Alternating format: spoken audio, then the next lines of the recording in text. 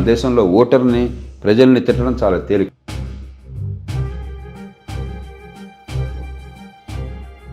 మనం రాసుకున్న రాజ్యాంగం ఎంతవరకు కరెక్ట్? ఎందుకు ముసలి గుద్దులు అక్కడ మాట్లాడుకుంది నా రహస్యం ఉంది. రాజ్యాంగంలో మైనారిటీలకు ప్రత్యేక హక్కులు లేవు. 199 మంది ముస్లిమాన్లు కానీ, హిందువులు కానీ, జైనులు కానీ, పారసీకులు కానీ, క్రైస్తవులు కానీ ఈ దేశం దేశ భవిష్యత్తు. దీన్ని మరి భారతీయ అని అంటున్నారు మీరు, నేను సనాతన అంటున్నాను. సార్ 1991లో కాశ్మీర్లో హిందూ క్రూసైడ్ జరిగింది. భారతదేశంలో క్రైస్తవులు కానీ లేకపోతే ముస్లింలు కానీ ఎక్కడ వాళ్ళు?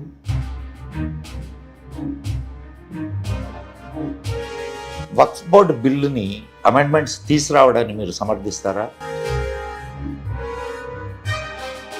ఇది సెక్యులర్ దేశమేనా? ఓంకార పరివృత్తం విశ్వం సంకల్ప పరిమితం దృశ్యం. మరి దేవాలయాల్ని ఎవరు మెయింటైన్ చేస్తున్నారు? మత సంస్థలను నడిపేటువంటి బాధ్యత. సార్ అందరూ జేపీలు ఉండరు సార్.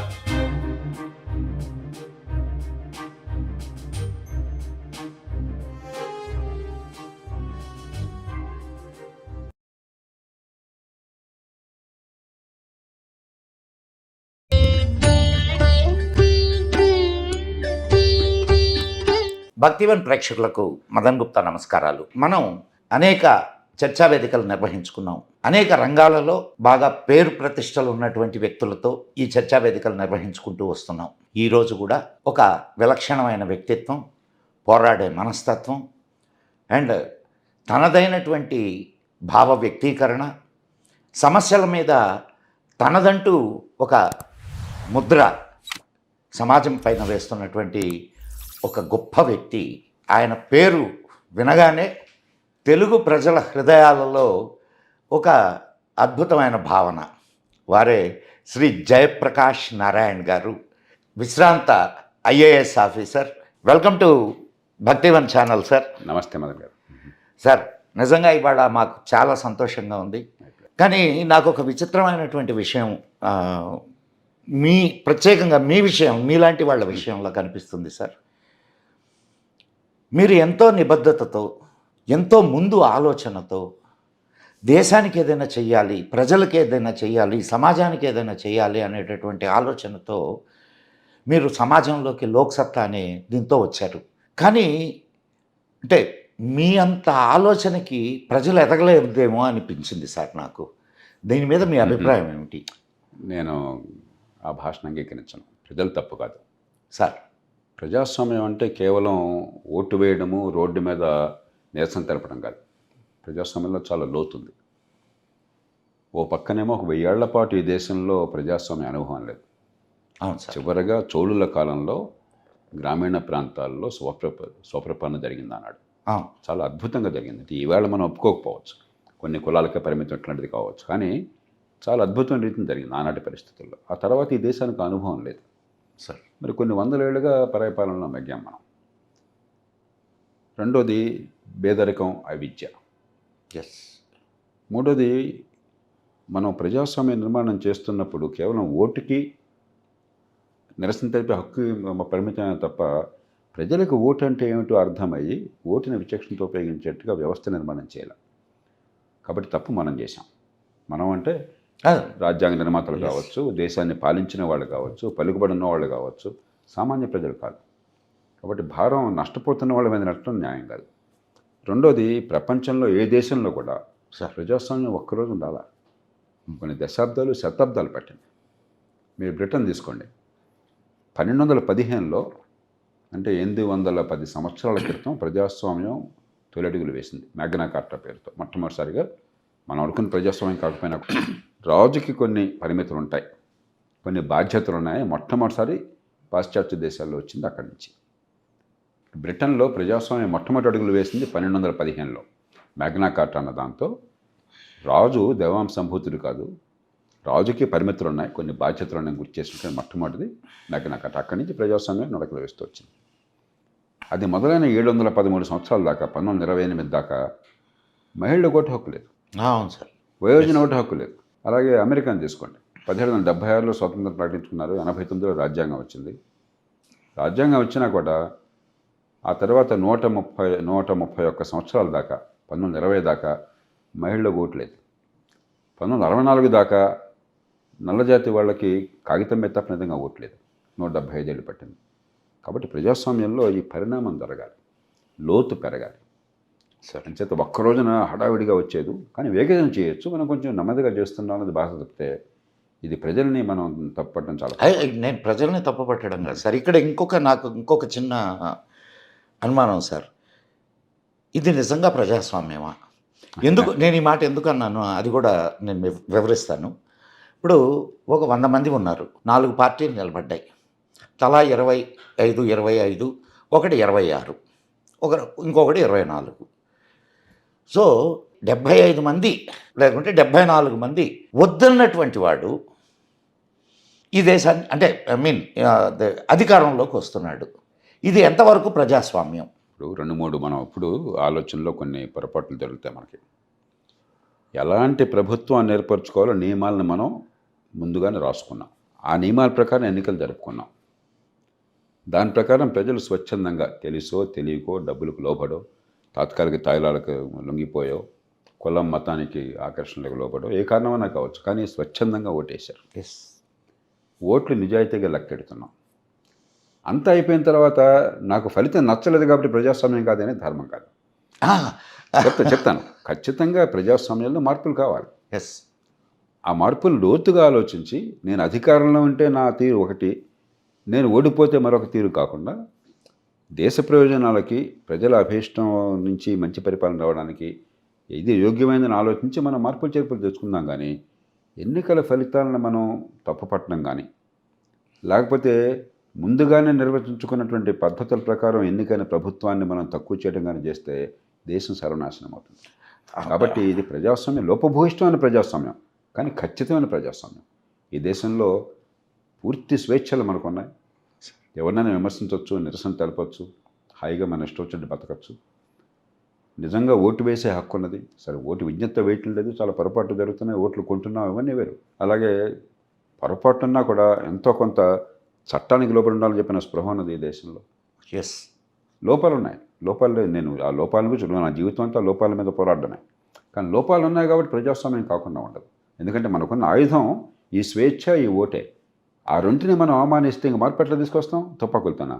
తుపాకులతో ప్రపంచంలో మంచి మార్పు వచ్చింది ఒక్కడు చూపెట్టండి నాకు. అంచేత మనది లోపభూయిష్టం ప్రజాస్వామ్యం కానీ ఖచ్చితంగా ప్రజాస్వామ్యం.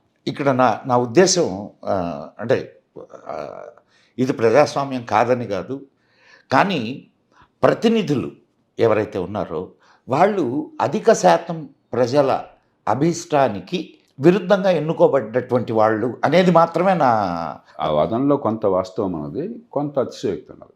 సార్ కొంచెం లోతుకి వెళ్ళాలంటే ఫ్రాన్స్ ఉంది. దీని నుంచి వాళ్ళు పరిష్కారం ఏమేం చేసుకున్నారు? రన్ ఆఫ్ ఎలక్షన్ అంటారు సార్. అంటే ముందు ఎంతమంది నిలబడ్డా రాష్ట్రపతికి కావచ్చు లేకపోతే పార్లమెంట్ సభ్యుడికి కావచ్చు, అక్కడ కనుక 51% ఓటు 50% మించి ఓటు రాకపోయినట్టయితే మళ్ళీ ఇంకొక రౌండ్ మిగతా వాళ్ళని తొలగించి ఇద్దరితో ఎన్నిక పెడతారు. ఇద్దరిలో ఒకరికి మెజారిటీ వస్తుంది సార్. అది కేవలం అంకగణితం ప్రకారం మెజారిటీ తప్ప దానికి వేరే ఎన్నికకి తేడా ఏం లేదు. మీరు ఇద్దరికి మధ్య పోటీ పెడితే సహజంగానే మెజారిటీ ఎవరొకరికి రావాలి. 2 పార్టీ సిస్టమ్, 2 పార్టీ కావచ్చు, ఇద్దరు అభ్యర్థులు కావచ్చు. కాబట్టి దానికంటే మన తక్కువ ప్రజాస్వామ్యం ఆ కారణంగా అంటాం కష్టం. నేను చెప్తున్నాను, మనకి చాలామంది మనకి 74 మంది ఓటు వేస్తున్నారు, వేరే రకంగా 26 మంది ఓటు వేసిన వాడికి గెలిస్తే ఎట్లా అని చెప్పి చూసినప్పుడు ప్రత్యామ్నాయాలు చూస్తే మనకు అర్థమవుతుంది. రెండోది ప్రత్యామ్నాయ పద్ధతులు ఉన్నాయి. ఉదాహరణ దామాషా పద్ధతి పెట్టామనుకోండి, ప్రతి గొంతుకి ఒక విలువ వస్తుంది. ఓటు వేసిన వాళ్ళందరికీ కూడా నా భావానికి అక్కడ గొంతు ఉన్నది, ప్రాతినిధ్యం ఉందనే భావం కలుగుతుంది. దాని ఇబ్బందులు దానికి ఉన్నాయి. మనకంటే అలవాటైన కారణంగా దీన్ని కొనసాగించాలి తప్ప ఇది ఒక్కటే పద్ధతి కదండి. ఆ దామాషా పద్ధతి వల్ల భయం ఏంటంటే ప్రతి కులము ఒక పార్టీ అయిపోతే ఎట్లాగా, ఎప్పటికే దేశం ముక్కలు అయిపోయింది కదా. కానీ దాన్ని కూడా ఆ కులాలు లేకపోతే మతాలు పార్టీలు లేకుండా చేయడానికి మార్గాలు ఉన్నాయి. లోతుగా అన్వేషించాలి తప్ప నేను కోరేది మీరు ఇప్పుడు ప్రజాస్వామ్యంలో ఉన్న తప్పుల్ని మమ్మల్ని విమర్శిద్దాం, కానీ మన ప్రజాస్వామ్యం విశ్వసనీయతను దెబ్బకొట్టినట్టయితే ఇది yes. ప్రజాస్వామ్యమే కాదు అన్న భావాన్ని తెలుసో తెలియకో నిస్పృహ కొద్దీ ప్రచారం చేస్తే ఈ దేశం సర్వనాశనం అయిపోతుంది. అంచేత మనం ముఖ్యంగా ప్రజాజీవనంలో ఉన్నవాళ్ళు మీ మాట అంటే 10 మంది గురున్నట్టయితే చాలా బాధ్యతతో విచక్షణతో నిజం మాట్లాడాలి, నిజం కూడా విజ్ఞతతో మాట్లాడాలి. మన వాదన పరిష్కారాలకి అనువుగా ఉండాలి కానీ వాదన సమస్యను జటిలం చేసేదిగా ఉండకూడదు. కానీ ఇంత విఘ్నతతో ఇప్పుడు ఉన్నటువంటి నాయకులు ప్రవర్తించడం లేదని బాధ కూడా కలుగుతుంది సార్. సమస్యలు ఉన్నాయి, దాన్ని చూద్దాం. ఇప్పుడు మందిది ఇదంతా మన సమస్య కదా, ఎస్, మన సమాజ సమస్య, మన కుటుంబ సమస్య, ఎలాగో మనలో పడదాం అంతే తప్ప దానికి నిరాశపడాల్సిన అవసరం లేదు. మంత్రసాధన ఒప్పుకున్న తర్వాత ఏదైనా పట్టాలి. కాబట్టి ఇది మన సమాజంలో ఉన్న సమస్యలు, ఈ పరిష్కారాలు మన చేతుల్లో ఉన్నాయి. నేను 100% నమ్ముతున్నాను సార్. పరిష్కారాలు చాలా సులువైనవి ఉన్నాయి. ఈ ప్రజలకు అర్థమయ్యేతో చెప్పే బాధ్యత మనది, అర్థమయ్యేందుకు వ్యవస్థను సంస్కరించాల్సిన బాధ్యత మనది.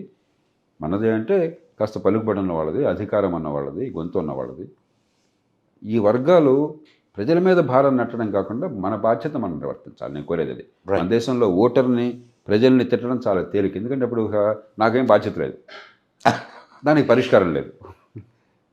రాజ్యాంగం, మనం రాసుకున్న రాజ్యాంగం ఎంతవరకు కరెక్ట్?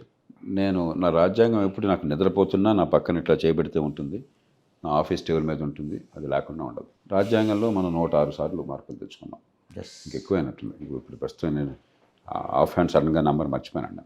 118, 120 సార్లు చేసుకున్నాం. ఇంకోసారి కావాలంటే చేసుకోవచ్చు చిన్నవి. కానీ మౌలికంగా రాజ్యాంగ స్వరూపంలో ఏ రకమైన పొరపాటు లేదు.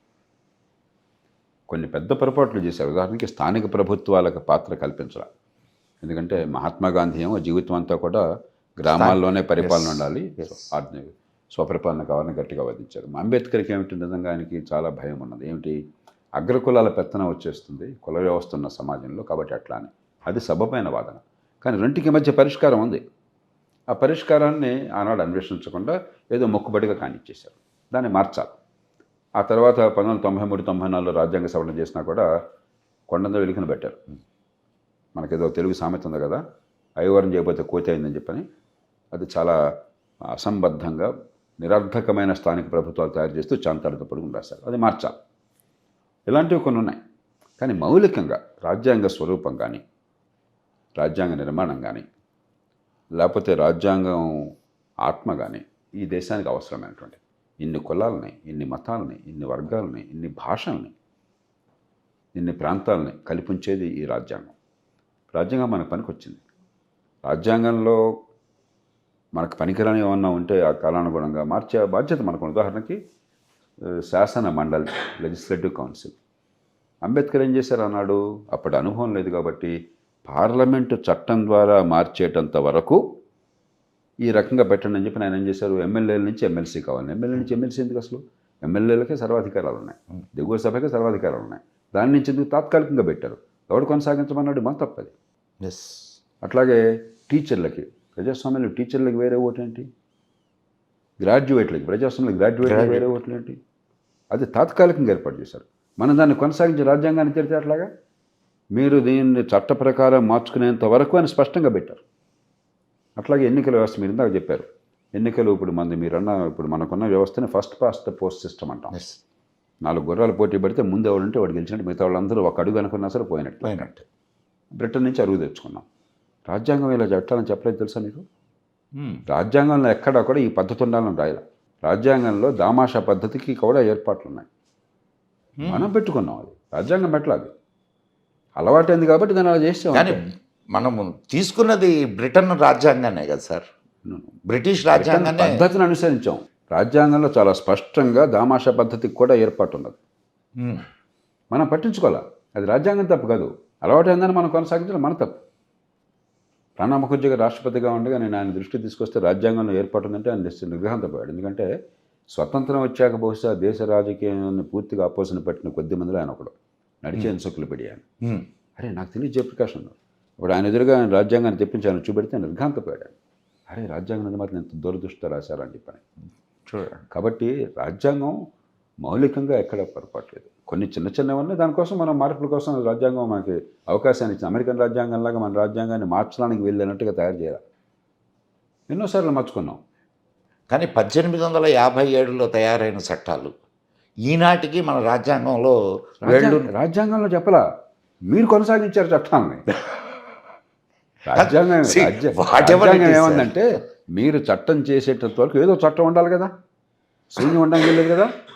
మీరు చట్టాలు చేసుకునేంత వరకు ఆ చట్టాలు కొనసాగుతాయి అన్నారు.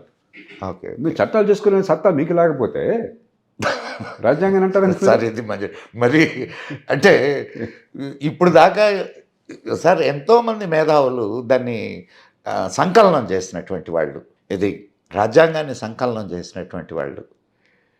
కానీ సరే, దేశ విభజన జరిగింది, విభజన జరిగిన పరిస్థితులు మీకు తెలుసు, దాని గురించి మనం ప్రత్యేకంగా మాట్లాడుకుంటే బాగుంటుంది. కానీ ఇక్కడ ఇంత జరిగిన తర్వాత కూడా ఒక పర్టికులర్ సెగ్మెంట్కి ప్రత్యేకమైన అధికారాలు ఇచ్చి తక్కిన వాళ్ళని వాళ్ళ అధికారాలని నాకు అంటే నా ఉద్దేశం అర్థమై ఉంటుంది అసలు ఎందుకు ముసలి గుద్దు లేకుండా మాట్లాడుకుంది, నా రహస్యం ఉంది. మైనారిటీస్కి ప్రత్యేక హక్కులు ఇచ్చారన్న భావన ఉన్నది. రెండు రకాల మైనారిటీస్, మతం కారణంగా కావచ్చు, భాష కారణంగా కావచ్చు.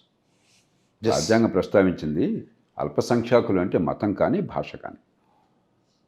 ఏం చెప్పారు, మీ సాంస్కృతిక హక్కులను కాపాడుకోవటం కోసం మీరు ప్రత్యేకంగా అవసరమైతే సంస్థలను ఏర్పాటు చేసుకోవచ్చు అని చెప్పాను.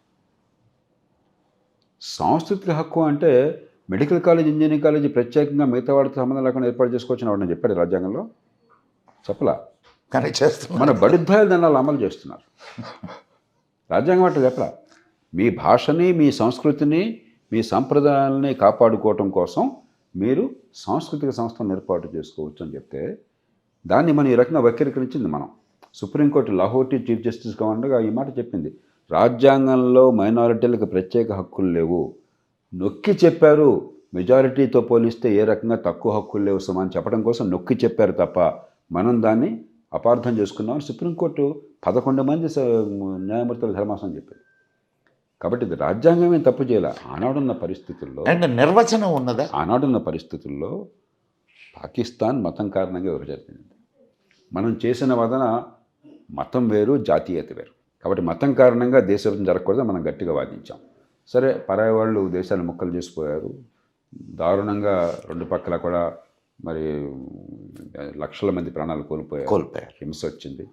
మరి కుటుంబాలు అకస్మాత్తుగా చెల్లాచెదురైపోయినాయి, లేని గీత ఒకటి పడిపోయింది, అది మన చేతుల్లో లేదు. ఆ నేపథ్యంలో మనం కూడా వాళ్ళ ప్రవర్తిస్తే ఎట్లాగా? మన వాదన ఏమిటి, భారతీయ సమాజం ఏమిటి? సత్యం ఏకత్ విప్రా బహుదా వదంతి, అది ఈ భారతీయతకి అంతరాత్మ. కాబట్టి అన్ని రకాల భావాల్ని, అన్ని రకాలైనటువంటి ఆలోచనల్ని, అన్ని రకాల ఆధ్యాత్మిక చింతనల్ని మేము ఇమూర్చుకుంటాం. ఇప్పుడు ఉదాహరణకి నాకు దేవుడు ఉన్నాడో లేదో తెలియదు, నేను నిరీశ్వరవాదిని కూడా అన్నం, సంశయవాదిని. నాకు చోటు ఉంది హిందూ మతంలో. చార్వాకుడు నిరీశ్వరవాది, దేవుడు లేడవాది, ఆయన హిందూ మతంలో ఋషి. బుద్ధుడు హిందూ మతంలో ఉన్న తప్పు నిరసిస్తూ ఎదురు తిరిగాడు, ఆయన మనం అవతారం చేశాం. ఆయన నిరీశ్వరవాదే. జైనులు వాళ్ళందరినీ మన సాంప్రదాయంలో, అది భారతీయతలో ఉన్న గొప్పతనం అది. కాబట్టి మనం వాళ్ళని అనుకరించడం చాలా పొరపాటు. ఆ దృష్టితోనే రాజ్యాంగంలో మతం కారణంగా జాతీయత ఉండకూడదు, మతానికి అతీతమైనది కావాలి, జాతీయత అనేది మతాన్ని మించినటువంటిది అన్న భావంతో రూపొందించింది. నా దృష్టిలో అది మంచి ప్రయోజనాన్ని ఇచ్చింది ఈ దేశానికి.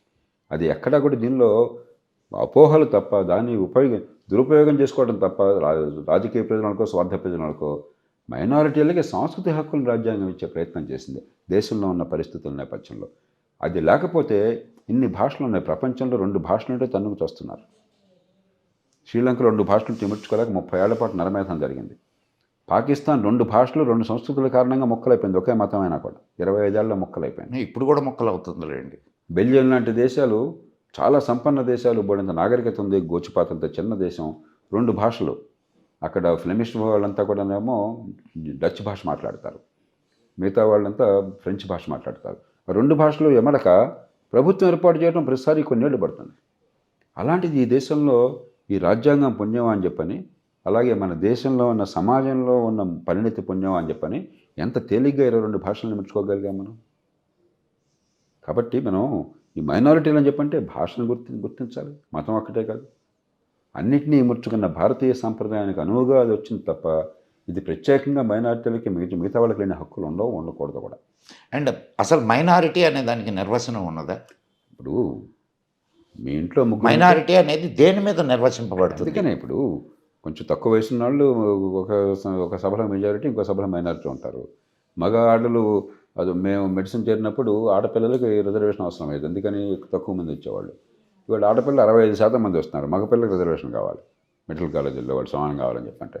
కాబట్టి సందర్భాన్ని బట్టి సంఖ్యాబలాన్ని బట్టి మనం చెప్పేది తప్ప మౌలిక ఉద్దేశం ఏంటంటే నీ పుట్టుక వల్ల, నీ భాష వల్ల, నీ నమ్మకాల వల్ల, నీ ఆడమగ అన్న తేడా వల్ల నీకు ఏ హక్కులు తగ్గవు, ఏ హక్కులు ఎక్కువ ఉండవు అని చెప్పడం లక్ష్యం. అంతే తప్ప దీనిలో మైనారిటీ మెజారిటీ అది పెద్ద అంశం కాదు. ఆనాటి నేపథ్యంలో ఆ భాష వాడడం వచ్చింది. కానీ ఇంకొక చిన్న విషయం సార్, ఇంకొక చిన్న విషయం, 1946లో దేశం ఏకంగా ఉండాలన్నా విభజింపబడాలన్నా అనే రెఫరెండం మీద ఎన్నికలు జరిగినాయి. దాంట్లో 95% మంది ముస్లింలు విభజించాలా అని కోరుకున్నారు. కానీ విభజన జరిగిన తర్వాత ఇక్కడే ఉండిపోయారు. దీని మీద మీరు ఎట్లా, అంటే వాళ్లకు జాతీయత అనే మీరు అన్నారే ఇందాక, జాతీయత అని, ఆ జాతీయతను వాళ్ళకి ఎట్లా ఆపాదిస్తారు? ఒక ఎలక్షన్లో ఒక ఓటు ఆనాటి ఉద్వేగ పరిస్థితుల్లో, ఆనాటి ఇమోషన్తో కొన్ని సందర్భాల్లో ముందు చూపు ఉంటుంది, కొన్ని సందర్భాల్లో ముందు చూపు ఉండదు, వేస్తాం. అంత మాత్రం చేత అది ఒక సమాజ భవిష్యత్తును నిర్ణయించదు. కానీ ఈనాటికి కూడా ఆ సమాజంలో నుంచి అంటే దేశ వ్యతిరేక పవనాలు వీస్తున్నాయి కదా, అందరినీ అనడం లేదు నేను. ఇప్పుడు 199 మంది ముసల్మానులు కానీ, హిందువులు కానీ, జైనులు కానీ, పారసీకులు కానీ, క్రైస్తవులు కానీ ఈ దేశ భవిష్యత్తుకి పూర్తిగా ముడిపడున్నారు. ఖచ్చితంగా కొందరు మూర్ఖులు మత మౌఢ్యం వల్ల, దేశం బయట కొందరు ఒక ఉగ్రవాదులు ప్రేరేపించడం వల్ల మూర్ఖత్వానికి, హింసకి, దుర్మార్గానికి ఒడిగడుతున్నారు. కానీ ప్రపంచంలో ఏ దేశంలోనూ కూడా ముస్లిం సమాజంలో మన దేశంలో ఉన్నంత సామరస్యం కానీ, శాంతి కాముకత కానీ దేశంలో విలీనం కావటం కానీ కాదు. ఉదాహరణకి ప్రపంచంలో కానీ అది డిస్టర్బ్ అవుతున్నట్టు మీకు అనిపించడం లేదా? కొంతమంది చేస్తారు. ఇప్పుడు ఏ దేశానికైనా కూడా మీరంటే ఇన్ని కులాలు, ఇన్ని భాషలు, ఇన్ని మతాలు ఇమర్చుకున్న దేశం ఇది, ఎట్లా ఉంటున్నారు, మనం ఓటు తట్టుకోలేకపోతున్నాం అంటే మనం ఏడ్చేవాళ్ళు ఉంటారు. ఉండి వాడేదో మనం కెలుకుతాడు, బయటవాడు ఎప్పుడు కెలికే ప్రయత్నం చేస్తాడు. మనం చేయవలసింది బయటవాడు ఎంత కెలికినా కూడా దాంతో సంబంధం లేకుండా మన సమాజంలో సామరస్యాన్ని కాపాడడం. అంతేగాని దానికి మనం కూడా రియాక్ట్ అయిపోతే వాడు ఏ గేమ్ ఆడుతున్నాడో ఆ గేమ్లో మనం పాచుకెళ్ళిపోతాం. కరెక్టే సార్. ఇప్పుడు మీరు అంటే ఇక్కడ మీరు అన్నారు కదా సాంస్కృతిక వైరుధ్యం చాలా ఎక్కువగా ఉన్నది. పర్టికులర్గా వైరుధ్యం అన్నాం, పోనీ వైవిధ్యంలో వైరుధ్యం ఉంది, అందుకు నేను ఈ మాట అంటున్నది. ఇప్పుడు కొందరు ఒక సెట్ ఆఫ్ పీపుల్ మా దేవుడే దేవుడు, నువ్వు మా దేవుడిని పూజించకపోతే నిన్ను చంపేస్తాం అనేటటువంటి గ్రంథాలని అనుసరించే వాళ్ళు ఉన్నారు. అండ్ మీరు అన్నారు ఇందాక ఏకం సత్ విప్రా బహుదా వదంతి ఆత్మవత్ సర్వభూతాన్ని, ఇవన్నీ ఉన్నాయి. మరి ఈ రెండిటికి ఎట్లా ఇప్పుడు అంటే నేను ప్లీజ్ మీరు అన్నది ఇప్పుడు కేవలం ఇస్లాంకే వర్తించదు. జుడియో క్రిస్టియన్ పరంపర నుంచి వచ్చిన 3 మతాలు ఒకే దేవుడు, డాకిన్స్ అంటాడు. డాకిన్స్ నీరిస్తురావాలి, ఆయన అసలు దేవుడు అంటే చాలా కోపం ఆయన, అలా ఉండటం కూడా తప్పు నా దృష్టిలో. కానీ ఆయన అంటాడు ఆ దేవుడు యాంగ్రీ, వెంజ్ఫుల్, జెలస్ గాడ్. కోపగ్రస్తుడైన దేవుడు, వెంజ్ఫుల్ కసి తీర్చుకునే దేవుడు, జెలస్ అసూయాపరుడైన దేవుడు. అంటే వేరే దేవుడిని గురించి మాట్లాడితే ఆ దేవుడు క్షమించడం. అది ఆ జుడియో క్రిస్టియన్ సంప్రదాయంలో ఉన్నటువంటి దైవం. మోనోథియిస్టిక్ రిలీజియన్స్ అవన్నీ కూడా. ఇస్లాం కూడా దాని నుంచి వచ్చింది. ప్రతి మతంలో కూడా ఒకానొక సందర్భంలో కొంతమంది రకరకాలు ఏదో రాస్తుంటారు. కానీ మతాలు కాలక్రమేణా ఆధునికీకరణ చెందినాయి. క్రిస్టియానిటీ ఉంది, ఒకప్పుడు క్రిస్టియానిటీ కూడా క్రూసేడ్స్ అలాంటి కాలంలో 12-13 శతాబ్దాల్లో అప్పుడు ఇస్లాం చాలా ఉదారంగా ఉండేది. అరబ్ దేశాల్లో లేకపోతే ఆనాటి ఈజిప్టు, మెసొపొటేమియా ప్రాంతాల్లో ఇస్లాం ఉదారంగా ఉండేది. అప్పుడు ఇస్లాం లేదు కదా. 7వ శతాబ్దానికి వచ్చింది కదా, 8వ శతాబ్దానికి వచ్చింది. 715లో అవన్నీ జరిగినాయి. 8వ శతాబ్దానికి ఇస్లాం వచ్చింది. కానీ 12-13 శతాబ్దాల్లో ఇక్కడ ఏషియా ఖండం నుంచి, ముఖ్యంగా భారత్ నుంచి యూరప్ నుంచి మనకి జ్ఞానాన్ని అందజేసి మొత్తాన్ని విలీనం చేసింది ఆనాడు అక్కడ మెసొపొటేమియా. అప్పుడు యూరప్ నుంచి వాళ్ళు క్రైస్తవులు క్రూసైడ్లు చేసేవాళ్ళు. అంటే ఇవాళ ఇక్కడ కూడా జరిగినాయి కదా ఇస్లాంలో మత ఛాందసులు ఏం చేస్తున్నారు, ఆ పని ఆనాడు క్రైస్తవులు చేశారు. కానీ గత 500 ఏళ్ళలో క్రైస్తవం ఏమైందంటే ఈ రెనెసా అని చెప్పని, లేకపోతే రిఫర్మేషన్ అని చెప్పని ఆధునిక భావాలు వచ్చి మారింది. ఇస్లాంలో ఇంకా మార్పు రాలా. మరి ఆ వల్ల మనం కోరుకోవాలి. ప్రతి మతంలో కూడా, హిందూ మతంలో పొరపాట్లు, కుల వ్యవస్థ, బాల్య వివాహము, వరకట్నము, లేకపోతే కన్యాశుల్కము. గురజాడప్పారావు గారు రచనతో కూడా కన్యాశుల్కాన్ని ఇవ్వచ్చు కదా. లేకపోతే పుత్తడి బొమ్మ పూర్ణం ఏమిటంతా అది. అలాగే సతీ. మనకు ప్రతి సంప్రదాయంలో, మానవ సమాజంలో ఆనాటి పరిస్థితుల ప్రకారం కొన్ని తప్పులు. కానీ ఇంకొక గొప్ప విషయం ఉన్నది సార్. మనం ఇప్పుడు సరే మన లోపాలని మనం ఎంచుకుంటున్నాం, కానీ మనలో ఉన్నటువంటి ఒక గొప్ప విషయాన్ని కూడా మనం గుర్తుంచుకోవాలి. ఇది లోపమా అని తెలిసిన తర్వాత హిందూ సమాజం దాన్ని కరెక్ట్ చేసుకునేదానికి ఎప్పుడూ ప్రయత్నిస్తూనే ఉంది. అదే నేను చెప్పేది. కాబట్టి మన భారతీయ సమాజానికి ఉన్న గొప్పతనమే అది. ఎక్కడ మంచి ఉన్నా కూడా మేము స్వీకరిస్తాం. దీన్ని మరి భారతీయ అని అంటున్నారా మీరు? నేను సనాతన అంటున్నాను సార్. పదాలు ఏముంది ఇప్పుడు, ఏ తలవాడు పెడితే నాకు పెద్ద దాని విషయంలో అంతగానే కాదు. నేను చెప్పేది ఎందుకు, ఇప్పుడు నేను ఉదాహరణకి కొన్ని రోజుల క్రితం ప్రపంచ నిరీశ్వర సమాజం, వరల్డ్ ఎథీస్ కాన్ఫరెన్స్లో నేను అక్కడ పాల్గొన్నాను. చాలా 2 గంటలు చర్చించుకున్నాం. హాయిగా నిర్మహోటంగా మాట్లాడుకున్నాం.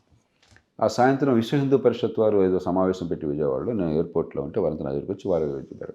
నేను నిర్మహోటం చెప్పాను, పొద్దున్న నేను అక్కడున్నాను, ఇప్పుడు మీతో మాట్లాడుతున్నాను. నాకు 2 నాకు ఏం ఇబ్బంది లేదు. ఒక్క భారతదేశంలో మాత్రమే ఇది సాధ్యం. ఇది నేను ఖచ్చితంగా ఒప్పుకుంటాను. ఎథీస్ కాన్ఫరెన్స్లో పొద్దున్న నేను పార్టిసిపేట్ చేసి సాయంత్రం హిందూ మత వాదులతో నేను కూర్చొని హాయిగా మాట్లాడగలుగుతున్నాను, వాళ్ళు నన్ను స్వీకరించగలుగుతున్నారంటే ఇది ఈ దేశం గొప్పతనం. దాన్ని గుర్తిద్దాం. కానీ అందరూ మీలాగుండాలి కదా, అది కదా ప్రాబ్లం. మనం మన సమాజంలో ఉన్న గొప్పతనాన్ని కోల్పోవద్దు. ఎన్ని రకాల ఒడిదుడుకులు వచ్చినా కూడా ఇంకొకరిని అనుకరించొద్దు, మంచిని అనుకరిద్దాం. ఇది మనలో ఉన్న గొప్ప, ఈ గొప్పను కొనసాగిద్దాం, ఇంకొకరిని అనుకరించొద్దు. కాబట్టి వాళ్ళు అలా చేస్తున్నారు కాబట్టి అని మనం మొదలెట్టామంటే మన విశిష్టత పోయింది. కరెక్ట్. కానీ మనల్ని మనం రక్షించుకోవాల్సిన పరిస్థితి కూడా ఉంది కదా. నాకు ఏమాత్రం భయం లేదు ఆ విషయంలో. ఎందుకంటారు సార్ అట్లా?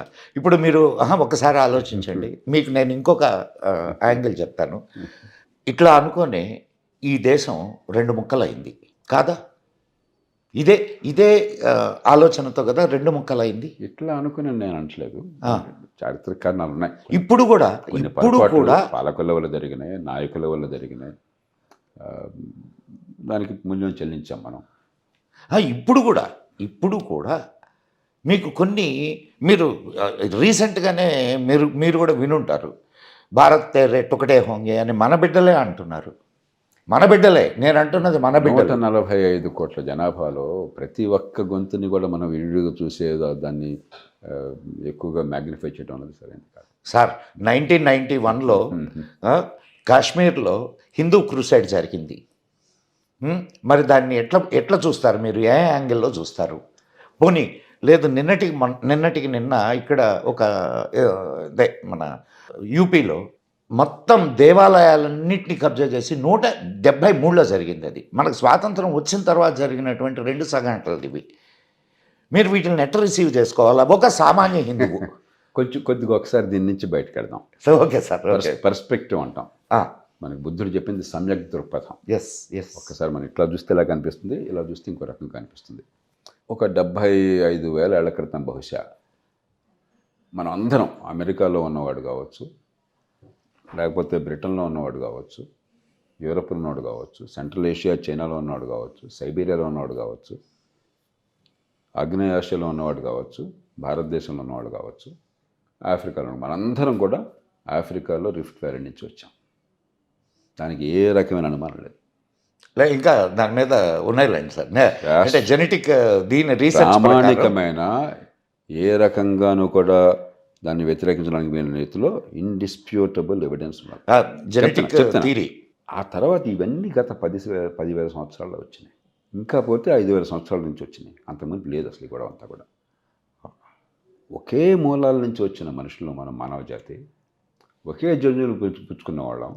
మొత్తం అందరం కలిసి ఒక 6 తల్లుల నుంచి వచ్చారని చెప్పని చాలా జన్యు శాస్త్రం చెప్తుంది మనకి.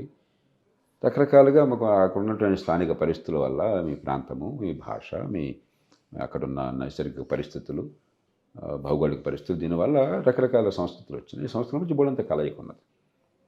ఆనాడు మనం ఊహించిన దానికంటే చాలా ఎక్కువ కలయిక ఉన్నది. ఉదాహరణకి ఎప్పుడో క్రీస్తు పూర్వమే మన దేశంలో రోమన్ సామ్రాజ్యంతో బోల్డంతగా వాణిజ్యం ఉండేది. కాబట్టి వాళ్ళ శిల్పాలు మానవ సమాజాన్ని మనం ఉంటాయి మన గొడవలు మన ఊరు నా ఊరు మన చిన్నప్పుడు మా స్కూల్లో పాఠాలు చదువుతున్నప్పుడు 3వ తరగతి అనుకుంటాను ఒక పద్యంలాగా ఒక గేయంలాగా రాశాడు. ప్రపంచం అన్ని దేశాల్లో నా దేశం గొప్పది, నా అన్ని దేశంలో అన్ని రాష్ట్రాల్లో నా రాష్ట్రం గొప్పది, నా రాష్ట్రం అన్ని జిల్లాల్లో నా జిల్లా గొప్పది, నా జిల్లా అన్ని తాలూకాల్లో నా తాలూకా గొప్పది, నా తాలూకా అన్ని తాలూకాల్లో మా ఊరు గొప్పది, మా ఊరు మొత్తంలో మా ఇంటి గడప గొప్పది. ఇది ఒక రకంగా మీకు ఆత్మస్థైర్యాన్ని ఇవ్వచ్చు, కానీ సంకుచితత్వం ఇది. భారతీయ సమాజం గొప్పతనం ఏంటంటే ప్రపంచానికి బోల్డంత మనం జ్ఞానాన్ని పంచాము, ప్రపంచం నుంచి జ్ఞానాన్ని మనం తీసుకున్నాం.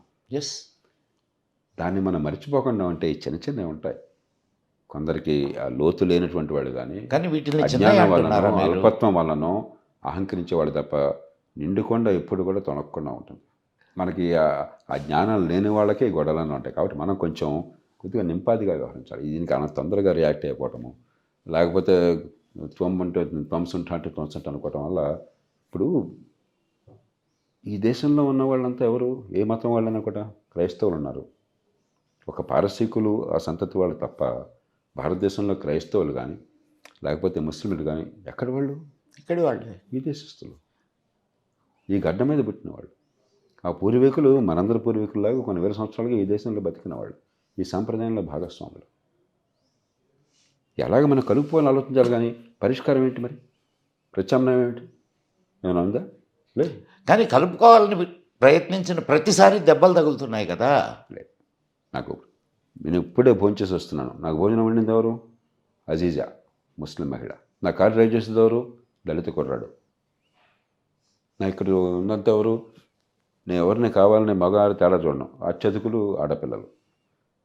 కాబట్టి ఇవన్నీ మనం సృష్టించుకున్నటువంటి మన మనసులో భారతీయ సమాజంలో అందరినీ కలిగిపోయే తత్వం ఉన్నప్పుడు దాన్ని కొనసాగిస్తే కొన్ని చిన్న చిన్న ఇబ్బందులు రాజకీయంగా సామాజికంగా ప్రతి సమాజంలో ఎదురవుతాయి.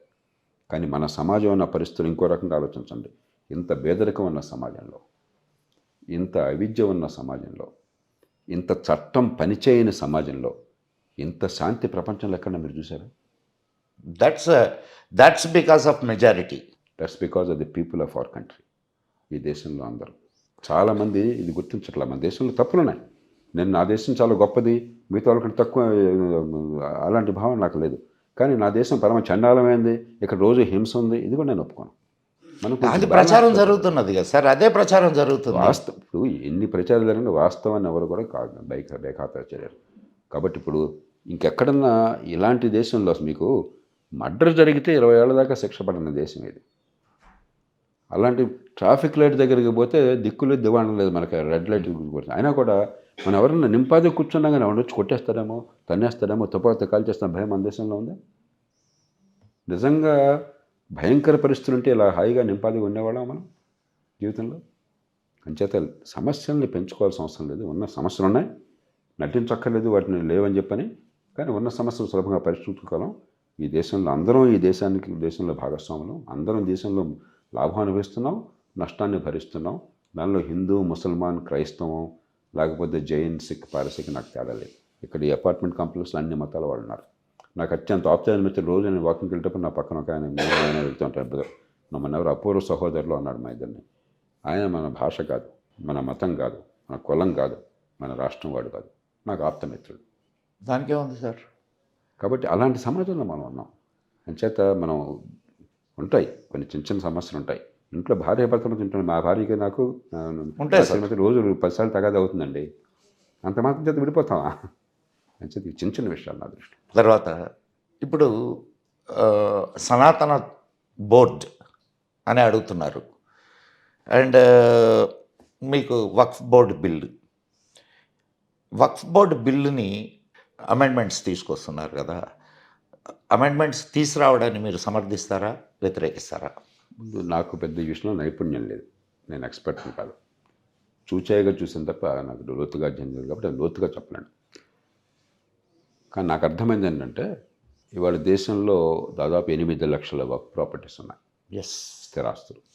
దాదాపు 9,40,000 ఎకరాలు ఉన్నాయని విన్నాను నేను, 10 లక్షల ఎకరాలు కాస్త తక్కువగా. 1,20,000 కోట్ల రూపాయలు ఆస్తి ఉంటుందని చెప్పి నేను సచార కమిటీ అంచనా వేశారని విన్నాను నేను.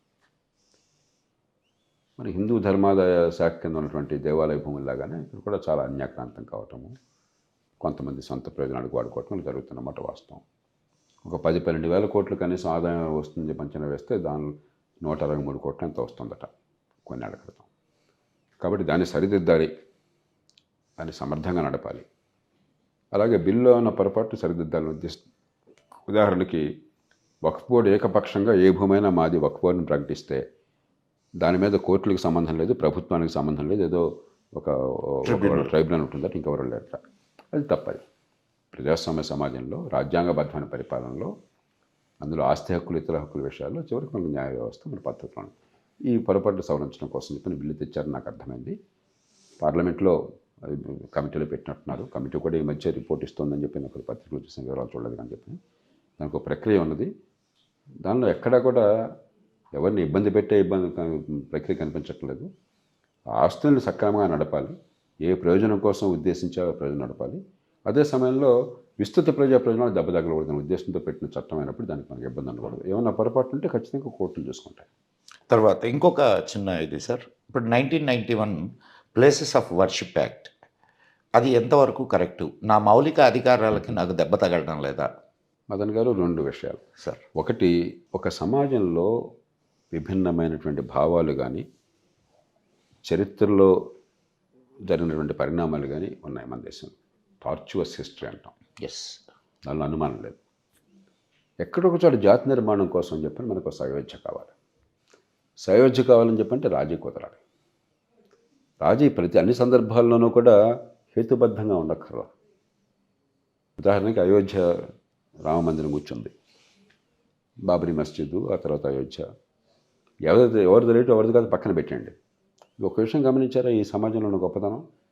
అలహాబాద్ హైకోర్టు ఏదో ఒక తీర్పు ఇవ్వగానే సమాజం అంతా అమ్మయ్య నువ్వు పీల్చుకుంది. డీటెయిల్ మాకు అనవసరం. ఏదో రకంగా రాజీ పడిపోతే ఈ సమాజంలో అల్లకల్లోలం లేకుండా ఉంటే సంతోషం అని చెప్పండి. కాబట్టి అక్కడ ఇది కరెక్ట్గా యాక్యురేటే కాదన్నది ముఖ్యం కాదు. సమాజంలో మనందరం కూడా హాయిగా సర్దుకుపోయి ఊపిరి పీల్చి బతకగలుగుతున్నారు అని చెప్పండి. కాబట్టి కొన్ని సందర్భాల్లో చట్టాలు అలా అవసరం అవుతాయి. సరే, ఆ చట్టం రాజ్యాంగబద్ధం కాదో కోర్టులు తెలుస్తాయి. కోర్టులు ఎక్కడ తెలుస్తున్నాయి సార్? రెండోది ఆర్ఎస్ఎస్ అధిపతి మోహన్ భాగవత్ గారు ఒక మాట అన్నారని నేను చూశాను పత్రికలో, నాకు చాలా నచ్చింది. ఎంతకాలం వెనక్కిపోతాం మనం? 5,000 సంవత్సరాల చరిత్ర సంస్కృతి ఉన్న దేశంలో ఎన్నో జరిగినాయి. మంచి జరిగింది, చెడు జరిగింది. ఎంతకాలం వెనక్కి తోతుపోతుంటాం? గతంలోకి ఎంతకాలం తొంగి చూస్తుంటాం మనం? అలా తొంగి చుట్టే ప్రధాని అడిగినా ఏదో కనిపిస్తూనే ఉంటుంది. దానికి అంతం లేదు, ఎక్కడో చోట స్టాప్ పెడదాం. అంచేత ఒక సమాజంలో గతం మీద దృష్టి పెట్టకుండా ఈవేళ మన ముందు కోటాను కోట్ల మంది యువత ఉన్నారు, విప్పారిన కళ్ళతో ఆశలతో ఉన్నారు. మన సమాజంలో మనకున్న గొప్ప లక్షణం, హిందువు కానీ ముసల్మాన్ కానీ క్రైస్తవుడు కానీ మరొకరు కానీ, దాదాపు ఏ సమాజంలో లేని లక్షణం ఏంటంటే తల్లిదండ్రులు పిల్లల కోసం అవసరమైతే ప్రాణాలైనా త్యాగం చేస్తారు, పిల్లల కోసమే బతుకుతారు. ఇది భారతీయ సమాజానికి ఉన్న అతి గొప్ప లక్షణం. ఆ పిల్లలకు మంచి భవిష్యత్తు కావాలి. ఆ భవిష్యత్తు విషయంలో బోళ్ళు అవరోధాలు ఉన్నాయి. ఇంకా ఇప్పటికీ బేదలకు అనిపిస్తున్నారు. ఇప్పటికీ తెలివితేటలు ఉన్నా కూడా ఎదిగే అవకాశాలు లేకుండా పోతున్నాయి. కాబట్టి ఎంతసేపటికి వెనక దృష్టి కాకుండా కొంచెం ముందు దృష్టి పెడితే మన పిల్లల బతుకు బాగుపడుతుంది. ముందు దృష్టి కావాలి అని అంటే అంటే ఏదైనా సరే చరిత్ర పునాదుల మీదనే మన ఫ్యూచర్ ప్లానింగ్ కూడా ఉంటుంది సార్. అంటే కానీ ఇప్పుడు నేను చెప్పాను కదా మరి, సమ్యక్ దృక్పథం ఎలా చూడద్దు, ఎలా చూద్దాం. అప్పుడు చాలా సమస్యల పరిష్కారాలు వచ్చేస్తాయి. ఇలా చూస్తే మాయమైపోతామేమో, ఆలోచించండి. కానీ మాయమైపోయిన సమాజాలు ఉన్నాయి సార్. ఉపనిషద్ వాక్యం ఒకటి ఉన్నది, ఓంకార పరివృత్తం విశ్వం సంకల్ప పరిమితం దృశ్యం. ఓంకార పరివృత్తం అనే విశ్వం ఎంత విశాలమైందో సంకల్పం అంత విశాలంగా చేయొచ్చు, సంకుచం చెప్పేది సంకల్పాన్ని కొంచెం విశాలం చేద్దాం అంటున్నాను. ఆ దృశ్యాన్ని విశాలం చేయకుండా మన పరిష్కారాలు దొరకవు. ఒక చిన్న ఇది సార్, అంటే ఏదో కాస్త ఇప్పుడు విశాలం ఒకవైపు నుంచే ఉంటే బాగుంటుందా, అన్ని వైపుల నుంచి ఉంటే బాగుంటుందా? అన్ని వైపుల నుంచి ఉంటాయండి. ఈ భారతీయ సమాజానికి ఉన్న గొప్పతనం అది. ప్రపంచంలో అందుకని ఇస్లాం కానీ క్రైస్తవం కానీ మన దేశంలో ఉన్నట్టుగా ఇమిడిపోయి ఎక్కడ జరగల.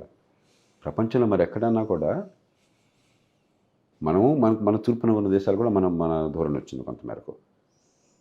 కొన్ని చోట్ల కరడు కట్టినటువంటి మత ఛాందస్సును చూస్తాం మనం. కాబట్టి సంప్రదాయము, మన తాత్విక చింతన, ఒక గడ్డలో ఉన్న సంస్కృతి, అవి మతంలోనో లేకపోతే మత గ్రంథంలోనో చేసే బోధనల కంటే బలమైనటువంటివి. ఇంకొక చిన్న ఇది సార్, ఇది సెక్యులర్ దేశమేనా? సెక్యులర్ ఇప్పుడు రాజ్యం మతంలో అనవసర జోక్యం చేసుకోకుండా ఉండి మీ స్వేచ్ఛని గౌరవించినంత కాలం ఇతరులకు ఇబ్బంది కలగనప్పుడు అది ఖచ్చితంగా సెక్యులర్ డెమోక్రాటిక్ కంట్రీ. ఈ దేశం ఖచ్చితంగా రాజ్యం మతంలో అనవసర జోక్యం చేసుకోవటం లేదు, లేదా సమాజ ప్రయోజనాలను కాపాడడం కోసం తప్ప చేసుకోకూడదు. ఎలా పొరపాటు కొరచోటు చేసుకుంటే దాన్ని మార్పులు చెప్పలేదా స్థూలంగా ఈ దేశంలో రాజ్యం మతాన్ని శాసించటం లేదు. లేదా షూర్ స్థూలంగా ఈ దేశంలో రాజ్యం మతాన్ని శాసించటం లేదు. షూరా? నేను మాటలు చాలా జాగ్రత్త. నేను చాలా జాగ్రత్తగా అడుగుతున్నాను సార్. మరి దేవాలయాలని ఎవరు మెయింటైన్ చేస్తున్నారు? నేను మొదటి నుంచి అంటే చెప్తాను సార్, ఎన్నోసార్లు నా దగ్గర ఈ మాట ప్రస్తావన వచ్చింది. నేను మొట్టమొదటి చెప్పాను, ఆ చిలుకూరి బాలాజీ టెంపుల్ గారు స్వామి రంగరాజు కూడా నాతో కలిసి సార్ ఆనాడు చెప్పాను, ఇప్పుడు చెప్తున్నాను. మత సంస్థలను నడిపేటువంటి బాధ్యత, అధికారం ప్రభుత్వానికి ఉండరాదు. నాకేమాత్రం అనుమానం లేదు. అంచేత ఇక్కడ సిద్ధాంతపరంగా నేను మిమ్మల్ని ఎందుకు అడిగాను అంటే, ఇప్పుడు ఒక కొంతకాలంగా ఒక సంప్రదాయం వచ్చింది, ఏ కారణం ఉన్నా కానివ్వండి. ఈవేళ సమస్య నా దృష్టిలో నేను నిజాయితీగా చెప్తున్నాను, ఎవరికి ఇవి బదిలీ చేయాలి అనే విషయం హైందవ సమాజం కూర్చుని నిర్ణయం చేసుకోవాలి. చేసుకోనండి, చేసుకుంటే ఇన్ని వేల సంవత్సరాలుగా చేసుకుంది, ఇప్పుడు చేసుకోలేదు కాదు. ఇప్పుడు మంచికొచ్చేరుకు తిరుమల దేవస్థానం ఉన్నది, దానిలో బోల్డ్ డబ్బులు ఉన్నాయి, రకరకాల క్లెయిమ్స్ ఉంటాయి. ఆ దేవస్థానం ప్రభుత్వం నిర్వహిస్తుంది. నా దృష్టిలో నేను ఊరికే కాగితం మీద మాటల కోసం చెప్పట్లా, నన్ను ఈఓటీటీడీగా వేస్తామని నన్ను అడిగారు. నాకు వద్దండి, అది భక్తున్న వాళ్ళకి పంపించండి, నాకు సంబంధం ఏంటి, మత విశ్వాసాలకి ప్రభుత్వానికి సంబంధం ఏంటి నాకు వద్దని చెప్పాను. కాబట్టి నేను మాట ఒకటి చేత ఒకటి మనిషి చేత. కానీ ఇప్పుడు ఎవరికైనా ఇవ్వాలంటే ఎవరికి ఇవ్వాలన్నది ఇప్పుడు భారతీయ సమాజం నిర్ణయం చేసుకోవాలి. హైందవ సమాజం వచ్చి ఈ టెంపుల్ వీరికి ఇవ్వండి, అందరూ అంగీకారం కావాలి, అంతేకాకుండా ఎవడో కబ్జా చేస్తానంటే ఎట్లాగా. కాబట్టి ఇవన్నీ కూడా అపరిష్కృతంగా ఉన్న సమస్యలు పరిష్కరించుకుందామని సిద్ధాంత రీత్యా, సూత్రరీత్యా ప్రభుత్వం నిర్వహించకూడదు. కానీ ప్రస్తుతం ఒక స్టేటస్కో కొనసాగుతున్నప్పుడు దాన్ని మార్చాలని చెప్పంటే ఎవరికి సామరస్యంగా, ఎవరికి ఇబ్బంది లేకుండా ఇవ్వాలన్న విషయం మన అభిప్రాయం మన దగ్గర ఉండాలి. ప్రజల దగ్గర ఉంటే ప్రభుత్వం కాదని అంటున్నది కదా ప్రస్తుతం. ఇప్పుడు సార్ ఇంకొక చిన్న చట్టం మార్చమంటున్నారు కానీ నిర్దిష్టంగా ఇప్పుడు ఇలా చేయాలని చెప్పి నేను తిరుమల దేవాలని చెప్పి తిరుమల కానీ శ్రీశైలం కానీ ఎవరికి అప్పచెప్పాలని భారతీయ సమాజంలో అందరూ అంగీకరిస్తామో మర్నాడు అప్పించడానికి నేను మీ ముందు పోరాడతాను. ముందు మన దగ్గర ఏకాభిప్రాయం కావాలి. ఎవరికి ఇవ్వాలో మనకు అర్థం కావట్లే. మనకు బోళ్ళని మఠాలు, బోళ్ళని గుళ్ళు ఇవన్నీ మన సంప్రదాయంలో భాగం. అది ఎవరికి ఇద్దాము? కొంతమంది మంచి వాళ్ళని ఆధ్యాత్మికతలు ఉన్నారు, కొంతమంది దాన్ని లాగేసుకుందామనే వాళ్ళు ఉన్నారు, రెండు రకాలు ఉన్నారు కదా, ఉంటారు. అది ఇప్పుడు వాళ్ళ అయోధ్య మందిరం ఉంది, కట్టుకున్నారు, ఎవరో ఒక ట్రస్ట్ దాన్ని ప్రభుత్వం చేస్తున్న అవకాశం లేదే. నేను అంటున్నది అదే, ఎవరు నడుపుతున్నారు అది కాదు. దానికి ఒక కలిసి ఏర్పాటు చేసుకున్నారు, వాళ్ళు దానికోసం డబ్బులు సేకరించారు, ప్రజల విశ్వాసాన్ని పొందారు, నిర్మాణం చేశారు, అని నడుపుకుంటారు. ఇది అలా కాకుండా ఏ కారణంగానే మధ్యలో మరి ప్రభుత్వం చేతికి వెళ్ళింది. ఇప్పుడు ఎవరి చేతికి ఇవ్వాలి అది నిర్ణయం చేయండి. ఉదాహరణకి సిక్కులకి ఏముంది, సిక్కుల ద్వారా ప్రబంధక కమిటీ యాక్ట్ అని ఒకటి ఉన్నది, తెల్లవాళ్ళ కాలంలోనే పెట్టారు. ప్రతి సిక్కు పౌరుడు కూడా ఓటు వేసి ఆ కమిటీని ఏర్పాటు చేసుకుంటాడు. ఆ కమిటీ ఇది సిక్కు దేవాలయాన్నింటినీ కూడా నడుపుతుంది. అలా పెట్టుకోండి. ఇప్పుడు మనం నిర్ణయం చేసుకుందాం. అలా మరి ప్రత్యామ్నాయం చెప్పకుండా ఊరికే మనం ఇప్పుడు ఏ ప్రభుత్వం ప్రత్యామ్నాయం లేక కాదు సార్, అలా కాదు. మనం ఆ చర్చ పెట్టండి అంటున్నాను నేను. ఆ చర్చ పెట్టి పరిష్కారం తీసుకోండి, నేను కూడా గొంతు కలుపుతాను అంటున్నాను. నాకు ఇది క్లారిటీ లేదు, మిమ్మల్ని మీ దగ్గర నుంచి తెలుసుకోవాలనుకుంటున్నాను. పార్లమెంటులో పాస్ అయినటువంటి బిల్లుని కోర్టు రద్దు చేయవచ్చా? సుప్రీంకోర్టు ఖచ్చితంగా చేయొచ్చా? జ్యుడిషియల్ రివ్యూ అంటే అర్థమే అది. ఏ మేరకు అంటే చట్టం చేసే హక్కు కోర్టుకు లేదు. ఏ మేరకు కోర్టుకు ప్రశ్నించే హక్కు, నిర్ణయించే హక్కు ఉంది, బాధ్యత ఉంది అంటే ఇది రాజ్యాంగబద్ధమా కాదు. పార్లమెంటు దేవుడు కాదు.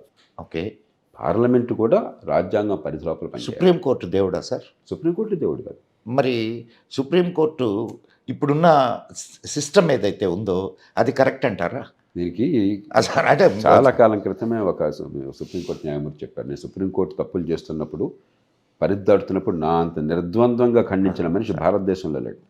సుప్రీంకోర్టు న్యాయమూర్తులు ఎదురుగా, పదవిలో ఉన్న న్యాయమూర్తులు ఎదురుగా, ప్రధాన న్యాయమూర్తి ఎదురుగా నేను ప్రశ్నించాను, ఒకసారి కాదు చాలాసార్లు.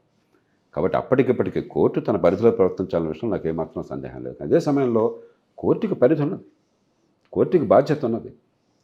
మీరు ఇప్పుడు ఒక చిన్న ఉదాహరణ చెప్తాను, తర్వాత మీ దానికి వద్దాం. సార్ మీరు ఒక ఐఏఎస్ ఆఫీసర్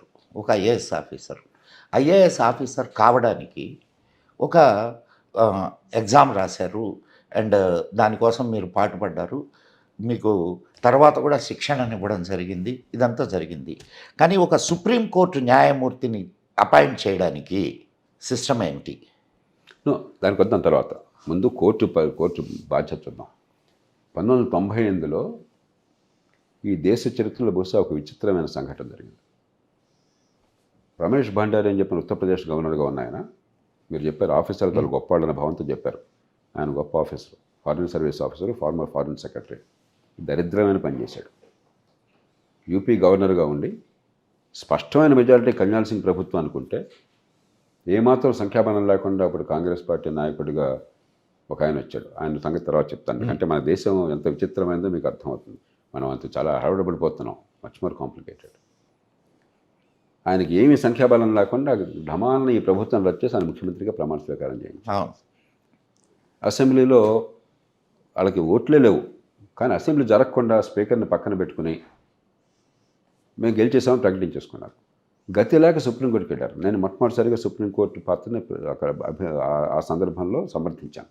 మామూలుగా రాజకీయ విషయాల్లో జోక్యం చేసుకోకూడదని గట్టిగా వాదించాను. ఎందుకంటే ఇక దానికి పరిష్కారం లేదు, వీధుల్లో పడి తనుగు చావడం తప్పితే. సుప్రీంకోర్టు మీరు అక్కడ కోర్టు పర్యవేక్షణలో సీసీటీవీ కెమెరాల ఎదురుగా, మీడియా ఎదురుగా ప్రతి మనిషి ఓటేసేట్టుగా ఓటు వేయాలని నిర్ణయం చేసింది. సుప్రీంకోర్టు ఆనాడు ఆ నిర్ణయం చేయలేదనుకోండి, అంతర్యుద్ధమేగా దేశంలో ఇంకా. కాబట్టి కోర్టుకి పాత్ర ఉన్నది, పరిమితమైన పాత్ర ఉన్నది. ఏ సంస్థ అయినా రాజ్యాంగం పరిధి లోపలే పనిచేయాలి. రాజ్యాంగం పరిధి లోపల మీ చట్టం ఉందా లేదా కోర్టు నిర్ణయం చేసే బాధ్యత ఉన్నది. చట్టం పరిధి లోపలే మీరు చేసిన నిబంధన ఉందా లేదా కోర్టుకి ఆ బాధ్యత ఉన్నది. నిబంధన లోపలే మీరు చేసిన చర్య ఉన్నదా లేదా కోర్టుకి ఆ బాధ్యత ఉన్నది. లేకపోతే ప్రతి వ్యక్తి, ప్రతి సంస్థ విస్తృతంగా నాకేది నేను ఒక రాజుని, దేవుడు నన్ను ఇక్కడ తీసుకొచ్చాడు, నా ఇష్టం అని చెప్పిన ప్రవర్తిస్తే అది ప్రజాస్వామ్యం కాదు. కోర్టుకే పరిధులు ఉన్నాయి. కానీ ఇప్పుడు మా సమస్య ఏంటంటే సుప్రీంకోర్టు దేవుడు కాబట్టి మనం అంగీకరించట్లా. సుప్రీంకోర్టు తప్పులు చేయదని కాదు. సుప్రీంకోర్టు సుప్రీం, ఎందుకంటే ఆ తర్వాత ఇంకెవరు లేరు, ఇంకెవరు మార్గం లేదు ప్రస్తుతానికి. తర్వాత ఇంకో 6 నెలల తర్వాత సుప్రీంకోర్టు తప్పని చెప్తుంది. అన్యాయంగా మెజారిటీ లేనటువంటి వాళ్ళని, మెజారిటీ ప్రభుత్వాన్ని దింపేసి ఏమాత్రం సంఖ్యాబలం లేనటువంటి నాయకుడిని తీసుకుని ముఖ్యమంత్రిని చేశారు. సుప్రీంకోర్టు జోక్యం చేసుకోవాల్సి వచ్చింది. ఎందుకంటే అసెంబ్లీలో అన్యాయంగా మెజారిటీ లేకుండా మెజారిటీని ప్రకటించి సుప్రీంకోర్టు నిర్ణయం చేసింది. మరి సుప్రీంకోర్టు జోక్యం చేసుకోకపోతే దేశానికి పరిష్కారం ఏంటి? వీధుల మీద మనం హింసతోనా, తుపాకులతో ఎదుర్కొందామా?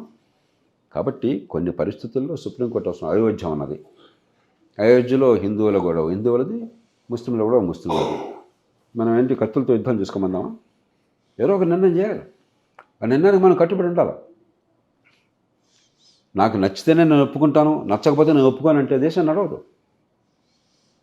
ఎన్నో సందర్భాల్లో సుప్రీంకోర్టు తప్పులు చేసింది. ఆ కోర్టే మళ్ళీ తర్వాత గతంలో తప్పు చేశాము, దాన్ని మార్చుకుంటున్నామని చెప్పారు. ప్రపంచం అంతా జరుగుతుంది. సుప్రీంకోర్టు ఉదాహరణకి న్యాయమూర్తులను తామే నియమించుకుంటూ ఓ ఆదేశం ఇచ్చింది. నేను దాన్ని వ్యతిరేకించాను, బహిరంగంగా వ్యతిరేకించాను. ఆ ఆదేశం ఇచ్చిన న్యాయమూర్తిలోనూ ఆనాడు ప్రధాన న్యాయమూర్తి నేను కమిటీ ఏర్పాటు చేసి ప్రత్యామ్నాయం కోసం ప్రయత్నం చేశాను. దాని ప్రకారమే జాతీయ జ్యుడిషియల్ కమిషన్ వచ్చింది. మళ్ళీ సుప్రీంకోర్టు దాన్ని కొట్టేసింది. ఆ తీర్పు తప్పు, నేను బహిరంగంగా చెప్తున్నాను. కానీ తప్పైనా కూడా ఈ వేళకి సరిసా తప్పని నేను తుపాకీతో యుద్ధం చేయనా? రేపొద్దున ఈ ప్రజల్లో మళ్ళీ మీరు నేను చెప్పేది అర్థమైనాడు, సుప్రీంకోర్టుకి అర్థమైనాడు, ఈ ప్రజల అభిప్రాయానికి వ్యతిరేకపోతున్నామని మారుతుంది. ఇవాళ ఏమవుతుంది? నేను ఎంత చెప్పినా కూడా నిజాయితీగా చెప్తున్నాను, నేను ఎంత చెప్పినా కూడా ఏమయ్యా, ఎన్నికైన ప్రభుత్వం ఎన్నికైన పార్లమెంటును దాటి వాళ్ళు చేయడానికి వీల్లేదు. ప్రజాస్వామ్య సమాజంలో ప్రతి సంస్థ కూడా ప్రజలకు ప్రత్యక్షంగా పరోక్షంగా జవాబుదారీగా ఉండాలని నా వాదన. కానీ ఈ దేశంలో ప్రజలు అట్లా అనుకోవట్లా. ప్రజలకు రాజకీయం మీద ఉన్న విముఖత వల్ల సుప్రీంకోర్టు మంచిది, వాళ్ళు చెప్పింది వినొచ్చు, వీళ్ళు దొంగలు అనుకుంటున్నారు. అది వాస్తవం కాదు, కానీ అనుకుంటున్నారు. అలా ఉన్నంతకాలం మొత్తం నడుస్తుంది. ఒక 20 ఏళ్ల తర్వాత పరిష్కారం వస్తుంది. నేను ఇంకొక చిన్న ఇది సార్, ఇప్పుడు ప్రజల చేత ఇప్పుడు సపోజ్ మీరన్న దీని ప్రకారమే రాజకీయ నాయకులు ఉన్నారు, వాళ్ళు సరిగా పనిచేయకపోతే లేకపోతే వాళ్ళు అవినీతిలో ఉంటే ప్రజలకి ఛాయిస్ ఉంది ఏది వీళ్ళని మార్చడానికి. కానీ వాళ్ళకి ఎక్కడ ఛాయిస్ ఉంది? వాళ్ళని సంస్కరించడానికి లేదా వాళ్ళని ఒక ఇదిలో తీసుకురావడానికి దానికి ఉన్నటువంటి అవకాశం ఏమిటి? అందుకనే దీనికి కొన్ని పద్ధతులు ఉన్నాయి. మన పద్ధతులు అమలు చేయట్లా. సుప్రీంకోర్టు ప్రధాన న్యాయమూర్తి కావచ్చు, న్యాయమూర్తి కావచ్చు, హైకోర్టు న్యాయమూర్తి కావచ్చు, తొలగించే అధికారం పార్లమెంటుకి రాజ్యాంగం ఇచ్చింది. పార్లమెంటుకి ఆ విజ్ఞత లేకపోతే, ఆ విచక్షణాధికారాన్ని ఉపయోగించినటువంటి విజ్ఞత లేకపోతే అవసరమైనప్పుడు నిజంగా అవినీతికో లేకపోతే మరింత అనుచిత ప్రవర్తనకు పాల్పడితే తొలగించే బాధ్యత పార్లమెంట్కు ఉన్నది. కానీ దాంట్లో ఎక్కడ సార్, ఇప్పుడు దానికి 2/3 మెజారిటీ ఉండాలా, అండ్ ఇంకా దాన్ని విచారించేవాడు కూడా ఇంకొక సుప్రీంకోర్టు న్యాయమూర్తే ఉంటాడు. ఏదన్నా కానివ్వండి, అంటే సిస్టము అభిశంసన తీర్మానం తీసుకొని వస్తే మరి అమెరికాలో కూడా అదే ఉంది. ఎంతోమందిని తొలగించారు.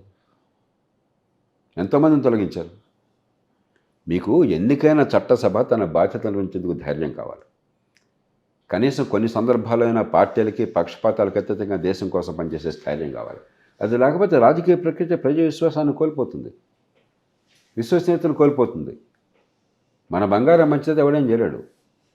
కాబట్టి సమస్యలు చాలా ఉన్నాయి. చివరికి మన బంగారం బాగుంటే మిగతా అంతా సర్దుబాటులోకి వస్తుంది. అంటే ఇక్కడ నాకు ఇప్పుడు ఒకదానికి సొల్యూషన్ కనిపిస్తుంది. ఎందుకు ప్రభుత్వం సరిగా పనిచేయలేదు, ఓటును మార్చుకోవచ్చు మీకు నాకు. ఇక్కడ కూడా ఉంది. ఎన్నికైనటువంటి పార్లమెంటుగా బాధ్యతను విస్మరించారు. మీరు మర్చిపోతున్నారు అని చెప్పేది. అలాగే judicial standards and accountability bill అని చెప్పని ఆనాడు ఆ తీర్పు ఇచ్చిన ప్రధాన న్యాయమూర్తి ప్రధానమంత్రి జేఎస్ వర్మ గారు చాలా నిజాయితీ పడ్డాను. ఆయన ప్రతిపాదించారు, న్యాయమూర్తులు వాళ్ళ ప్రవర్తన మీద మనకి అదుపు ఉండాలి, ప్రవర్తన పరిస్థితి దాటినట్టయితే దాన్ని మనం విచారించే ఏర్పాటు ఉండాలని చెప్పి దానికి ఒక సూచన చేశారు. దాని మీద ఒక బిల్ తయారైంది. పార్లమెంట్ పట్టించుకోవట్లేదు. ఎందుకు చేసారు? పట్టించుకున్న బిల్లుని ఇప్పుడు 2014లో బిల్ తీసుకొని వస్తే దాన్ని రద్దు చేసింది కదా సుప్రీంకోర్టు. అది ఆల్రెడీ నేను చెప్పాను. ఇప్పుడు ఆ బిల్లుకి మూలకారకుడు నేను, నేషనల్ జ్యుడిషియల్ కమిషన్కి మూలకారకుడు నేను. దానికోసం కమిటీని ఏర్పాటు చేసి ఆనాడు ఉన్నటువంటి యూపీఏ ప్రభుత్వము, ప్రతిపక్షంలో ఉన్న ఎన్డీఏ ప్రభుత్వం ఇద్దరితో కూడా, ఎన్డీఏ పార్టీ ఇద్దరిలో కూడా కూర్చుని ముందుగానే ప్రతిపక్షం కూడా దాపరికం లేకుండా వారికి చెప్పి ఒక కమిటీని జస్టిస్ వెంకటాచలయ్య గారు, జస్టిస్ జేఎస్ వర్మ గారు, జస్టిస్ కృష్ణయ్యర్ గారు ముగ్గురితో ఏర్పాటు చేసి వారి నివేదిక ఆధారంగా ఈ బిల్లు వచ్చింది. అవును. దానికి సుప్రీంకోర్టు ఖచ్చితంగా తప్పు తీర్పు, బహిరంగ చెప్తాను అది. కానీ ప్రజలు సుప్రీంకోర్టు మాట నమ్ముతున్నారు. ప్రజలకి వాళ్ళ రాజకీయం అంటే ఎంత విముఖత వచ్చిందంటే వీళ్ళు ఒకరినొకరు తిట్టిపోసుకోవడం వల్ల, రాజకీయంలో ఉన్న వాళ్ళ ప్రవర్తన వల్ల కోర్టును నమ్మటం మంచిదని భావంతో ప్రజలు ఉన్నారు. కోర్టులను కూడా నమ్మడం లేదు సార్. అంటే అందుకని మేము గ్రౌండ్లో ఉన్నాం. కోర్టు అంటే ఎంత అసహ్యంగా మాట్లాడుతున్నారు, అంత అసహ్యంగా మాట్లాడుతున్నారు. ఏంటంటే నిజమే, మన కోర్టుల్లో సమస్యలు ఉన్నాయి, రాజకీయంలో సమస్యలు ఉన్నాయి, పార్లమెంట్లో సమస్యలు ఉన్నాయి, అసెంబ్లీలో సమస్యలు ఉన్నాయి. మనం ఖచ్చితంగా దానిలో మార్పు కోసం గొంతెత్తి పోరాడాలి. కానీ మనం పోరాటం చేసే తీరు ఈ వ్యవస్థలకున్న కొద్దిపాటి బలాన్ని, విశ్వసనీయతను కూడా నాశనం చేసే పరిస్థితి అరాచకత్వం వస్తుంది. అందుకనే మన భాష కానీ మన పోరాట పద్ధతులు కానీ ఆ పరిస్థితి దాటకూడదు. కొన్నాళ్ళకి మంది వేస్తే ఉన్నాళ్ళు కూడిపోకూడదు. సుప్రీంకోర్టు తప్పులు చేస్తోంది కాబట్టి కోర్టునే మనం ప్రజల దృష్టిలో పూర్తిగా బదనాం చేసే పరిస్థితి వచ్చిందనుకోండి, దేశానికి విస్తృతి ఏంటి? ఇంకా పార్లమెంటు సరిగ్గా పనిచేయట్లేదు కాబట్టి రాజకీయాన్ని ఇష్టం వచ్చినట్టు తిట్టం మొదలెట్టాం అనుకోండి, గుండా చదివి పరిపాలనిస్తామా? ఇది మన సమస్య, ఇది మన జాతి సమస్య. నిజమే సార్. ఇప్పుడు మీరున్న వాళ్ళు పాకిస్తాన్ వాళ్ళు కాదు సార్, అందరూ జేపీలు ఉండరు సార్. లేరు, కరెక్టే నేను చెప్పేది. మరి మనం నిజం మరచి నిద్రపోకుమా? నిద్రపోమని నేనేనాడు చెప్పను. అదే కానీ మెలకువగా ఉంటాం అని చెప్పంటే ఊరికే కంఠశోషతో అరవటమో కాదు, ఆవేశం తెచ్చుకోవటం కాదు. ఆవేశాన్ని సక్రమ మార్గం పట్టించడం ఆలోచనతో.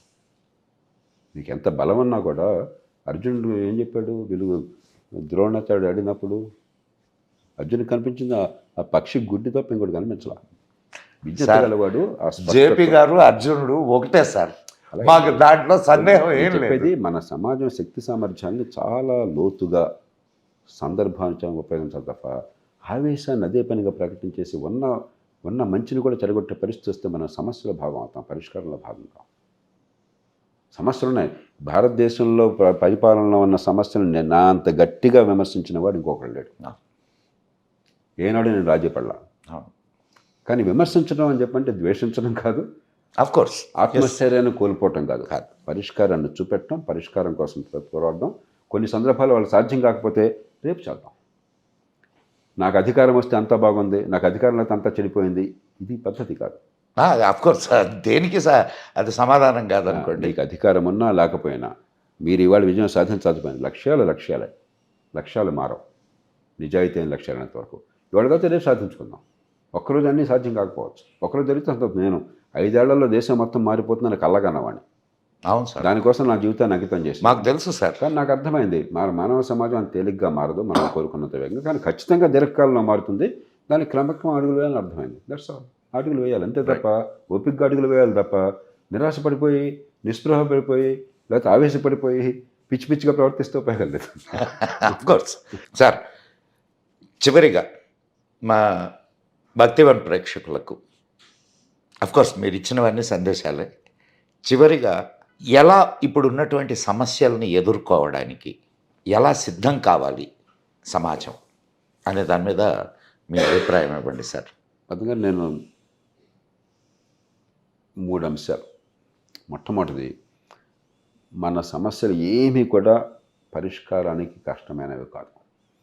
కొంచెం మనసు పెడితే, విచక్షణ జ్ఞానాన్ని ఉపయోగిస్తే, మన చరిత్ర నుంచి, మన సంప్రదాయం నుంచి, మన అనుభవం నుంచి పాఠాలు నేర్చుకుంటే, ఇతర దేశాల అనుభవాల నుంచి పాఠాలు నేర్చుకుంటే, మన ప్రతి సమస్యకి నిర్దిష్టమైన ఆచరణ సాధ్యమైన సులువైన పరిష్కారం ఉంది. ముందు మన కళ్ళకి కప్పిన పొలను తొలగించుకోవాలి. సత్యాన్ని నిజాయితీగా చూడడం నేర్చుకోవాలి. నా కులం అయితే ఒక సత్యం, నా మతం అయితే ఒక సత్యం, నా పార్టీ అయితే ఒక సత్యం, నా గ్రూప్ అయితే ఒక సత్యం, ఇలా ఉన్నంతకాలం పరిష్కారాలు గోచరించవు. వాటికి అతీతంగా వచ్చే శక్తి ముందు మనకు ఉండాలి. రెండోది, నిరాశకి గురి కావాల్సిన అవసరం లేదు. ఎన్ని సమస్యలు ఉన్నా కూడా ఒక అద్భుతమైన కాలంలో మనం ఉన్నాం.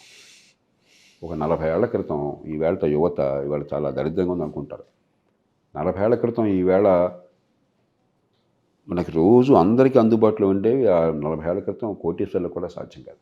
అవును సార్, మేము అక్కడి నుంచి వచ్చిన వాళ్ళమే కదా. టెలిఫోన్ 40 ఏళ్ల క్రితం నుంచి వచ్చిన వాళ్ళమే కదా. అది యువతకు అర్థం కావాలి. ఎస్, ఆ రోజు టెలిఫోన్ అంటే మాకు గగనం. ఫోన్ చూసిన వాళ్ళే 100 కూడా లేరు దేశంలో. ఆ ఫోన్ ఉంటే మీరు 30 కిలోమీటర్ల దూరానికి ఫోన్ చేయాలంటే 3 గంటలు వెయిట్ చేయాలి. 3 రూపాయలు. ఆ రోజుల్లో 3 రూపాయలు కట్టాలంటే ఇప్పుడు 50-60 రూపాయలు. 30 కిలోమీటర్ల దూరానికి 3 నిమిషాలు మాట్లాడాలంటే ఇవాళ 60 రూపాయలు కట్టే పరిస్థితి అన్నాడు. 3 గంటలు వెయిట్ చేసి. ఇవాళ ఫోన్ లేని కుర్రాళ్ళు ఆడపిల్లలు ట్రంకాల్ బుకింగ్ విదేశంలో. 30 ఏళ్ల క్రితం, 20 ఏళ్ల క్రితం కూడా మనం గంట సేపు 2 గంటల చర్చ అవుతుంది. ఈ పాటికి 30 సార్లు కరెంట్ పోయి ఉండేది. జనరేటర్ లాగితే నడిచేది కాదు. ఇవాళ దేశంలో చాలా ప్రాంతాల్లో ఇబ్బంది లేకుండా ఉన్నాం. మేము టీవీ చూడాలంటే, నేను సర్వీసులో చేరిన కొత్త కాలంలో విశాఖపట్నం జిల్లాలో ఉండగా, విశాఖ నగరం నుంచి అధికారులంతా మా ఊరు వచ్చి, నేను నర్సీపట్నంలో ఉంటే నా దగ్గర భోజనం చేసి మేమంతా కాకినాడ వెళ్ళాం టీవీ చూడడం కోసం. ఏషియాడ్ ఫైనల్స్ ఉంది, ఇండియా పాకిస్తాన్ చూద్దామని చెప్పాను. కాకినాడ ఎందుకు? కాకినాడ ఎంపీ గారు దేశంలో ఆనాడు టీవీలను చూసే మంత్రి గారు సంజీవరావు గారు అని చెప్పని. కాబట్టి కాకినాడలో టీవీ ఉంది. హైదరాబాద్లో ఉండేది, ఢిల్లీలో ఉండేది, బొంబాయిలో ఉండేది, ఉండేది, వైజాగ్లో కూడా. మేము ఒక తాటి చెట్టు ఎత్తున యాంటనా పెట్టుకొని టీవీ. అలాంటిది ఈవేళ మీ టీవీ కానీ, నెట్ఫ్లిక్స్ కానీ, అలాగే డిజిటల్ టెక్నాలజీ ప్రపంచం అంతా మన చేతుల్లో ఉంది. ఇంకా మెరుగుపడబడుతుంది. Digital currency. సమస్యలు ఉన్నమాట వాస్తవమే, కానీ నిరాశపడద్దు. అద్భుతమైన లోకంలో ఉన్నారు.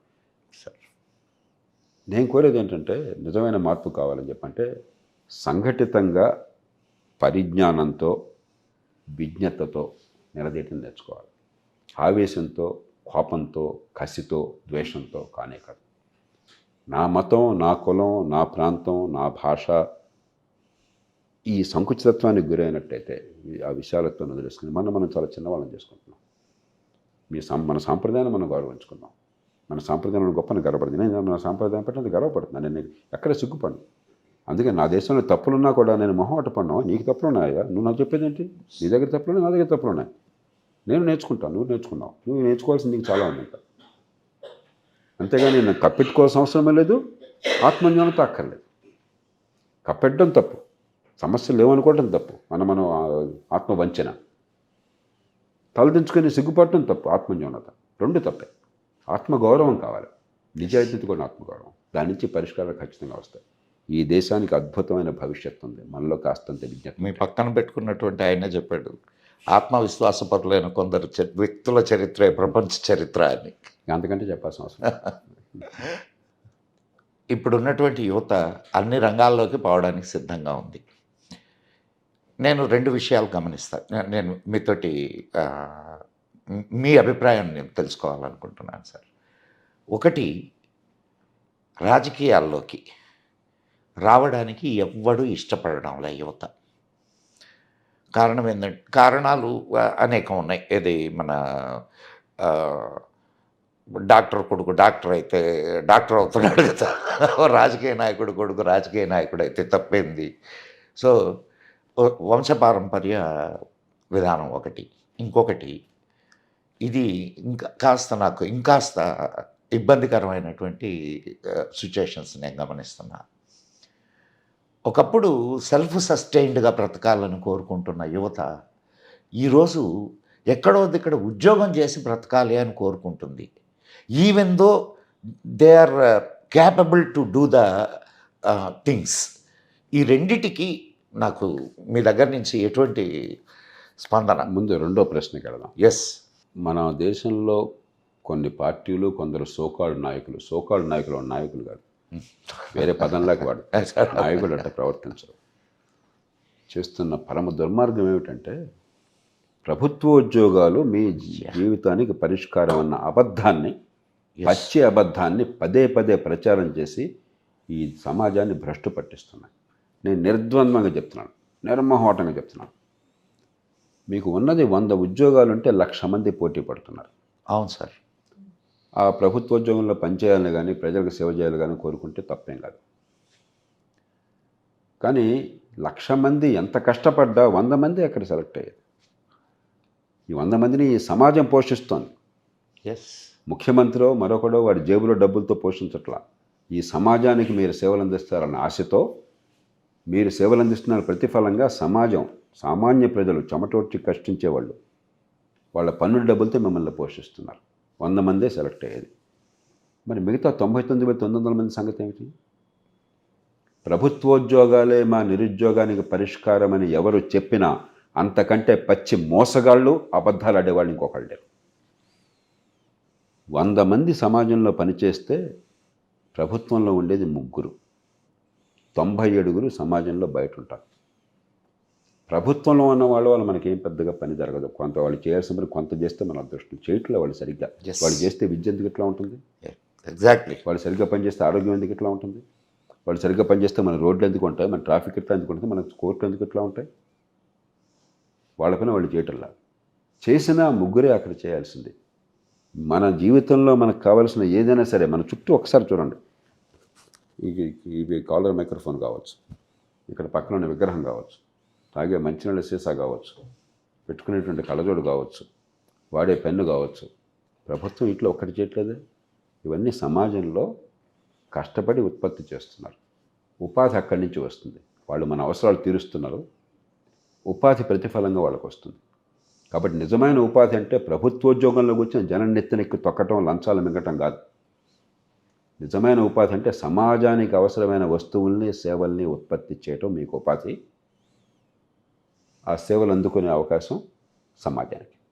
అక్కడి నుంచి ఉపాధి వస్తుంది తప్ప, సంపద వస్తుంది తప్ప ప్రభుత్వోద్యోగం నుంచి రాదు. దీనికి యాడెడ్ క్వశ్చన్ సార్. ఇప్పుడు అంటే నేను let me tell you, I'm from Vaishya community. అంటే నేను ఎందుకు చెప్పాను అంటే, వ్యాపారస్తుల కుటుంబం. ఒక్కొక్క కుటుంబంలో నేను గమనిస్తున్నాను ఇది దాదాపు ఆ, ఒక 10 మంది 20 మందికి ఉపాధి కల్పించి వ్యాపారాలు చేస్తున్నటువంటి వ్యాపారస్తులు ఉన్నారు. కానీ వాళ్ళ పిల్లలు, అంటే నేను ఇది ఒక్క దాంట్లోనే కాదు, నేను తక్కిన అన్ని సమాజాల్లో గమనిస్తున్నాను నేను. కాకపోతే నేను దాంట్లో ఉన్నాను కాబట్టి మీకు వాళ్ళ పిల్లలు they are not willing to continue their tradition. They would like, ఇక్కడ 10 మందిని వాడు బ్రతికిస్తూ వాడు పోయి ఇంకొక చోట ఉద్యోగం చేయాలనుకుంటున్నాడు. ఇది ఈ మనస్తత్వాన్ని గురించి ఎట్లా అర్థం చేసుకోవాలా మనం?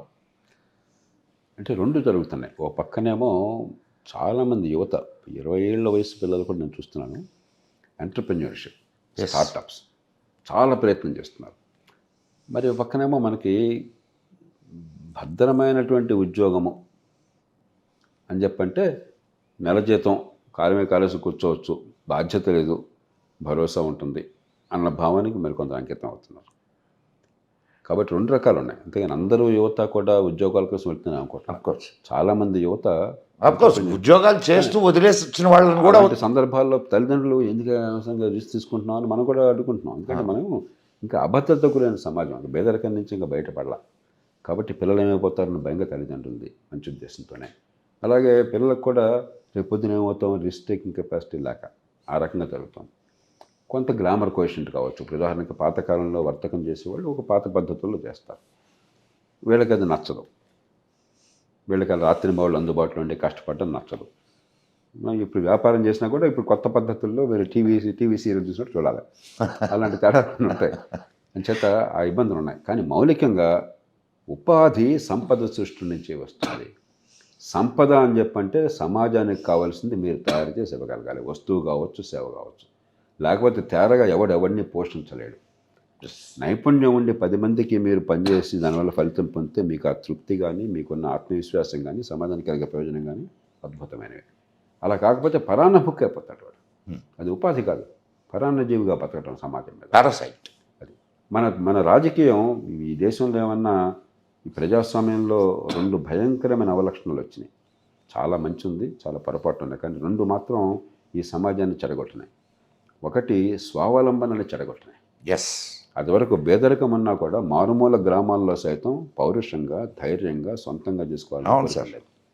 మా ఊళ్ళో మా స్కూల్ బిల్డింగ్ కట్టడం కోసం ఆ రోజుల్లో 60 ఏళ్ల క్రితం ఎకరాకి 25 రూపాయలు పెట్టుకున్నారు. 25 రూపాయలు అంటే ఆ రోజుల్లో 2 బస్తాల ధాన్యం విలువ. ఇవాళ 4-5 వేల రూపాయల కింద లెక్క. ప్రతి కుటుంబం కూడా అది మా ఊరు, మా పిల్లలు చదువుకుంటారు, మా స్కూల్ మేము కట్టుకుంటాం అని చెప్పి డబ్బు కట్టారు. అవును సార్. ఈవేళ దాన్ని మన రాజకీయం నాశనం చేసింది, పరాన్న బుక్కులుగా తయారు చేసింది ప్రజలు. రెండోది, ఆనాడు కులాలు ఉన్నాయి. కులాలు ప్రభుత్వాలు సృష్టించాల, కులాలు ఈ సమాజంలో ఉన్నాయి. కానీ కులం ఏదైనా కూడా, కుల వ్యవస్థని తప్పులున్నా కూడా కులం వర్గం తేడా లేకుండా సామరస్యంగా బతికేవాళ్ళు సార్. మేమంతా పల్లెల నుంచి వచ్చిన వాళ్ళం సార్. మాకు తెలుసు. ఇప్పుడు పెద్ద పెద్ద కుటుంబాల వాళ్ళు కూడా చిన్న చిన్న వృత్తులు చేసుకునే వాళ్ళ దగ్గరికి బావా అనుకుంటా తిరిగి ఇప్పుడు ఈవేళ ఏమైంది, ఈ కులాలను తీసేయడం దానిలో విఫలమవడంతో పాటు అన్నకి తమ్ముడికి మధ్య, ఇంటికి మధ్య ఈ వర్గం ఆ పార్టీ ఇదని చెప్పని చిచ్చు పెట్టడం. ఈ 2 కూడా ఈ అపరిపక్వమైనటువంటి ప్రజాస్వామ్యంలో వచ్చినటువంటి తప్పులు. కాబట్టి ఈ పిచ్చి, ఈ పరాన్న హక్కు ధోరణి నుంచి, ఈ పారాసైటిక్ దృక్పథం నుంచి బయటపడకపోతే ప్రభుత్వం నా సమస్యలకు పరిష్కారము, ప్రభుత్వం నాకు ఉద్యోగాలు ఇస్తుంది, ప్రభుత్వం తేరగా డబ్బులు ఇస్తుంది, దానివల్ల బేదరికం పోతుందన్న భ్రమలో మనం ఉన్నట్టయితే ఈ సమాజాన్ని సర్వనాశనం చేస్తున్నాం. దానిలో ఈ మాట నిష్కర్షగా కాస్త విచక్షణ వాళ్ళు మళ్ళీ ప్రజలకు చెప్పాలి. ఈ విషయాన్ని ఇంకొంచెం ముందుకెళ్ళి ఫ్రీస్, నీకు బియ్యం ఫ్రీ, నీకు కరెంట్ ఫ్రీ, నీకు ట్రాన్స్పోర్టేషన్ ఫ్రీ, వీటి పరిస్థితి ఏంది సార్? అందుకనే ఇప్పుడు సోమవారం తయారు చేస్తూ ఉన్నారు సార్. ఆ మాట నేను అన్నా. కానీ ఇప్పుడు ప్రజాస్వామ్యం ఏమైందంటే, మన ఓటు వల్ల నాకేమవుతుందో అర్థం కాని వ్యవస్థ తయారు చేశాం. సామాన్యుడు కష్టపడి ఎంతో ఆశతో ఓటేస్తున్నాడు, కానీ జీవితం మార్పులా.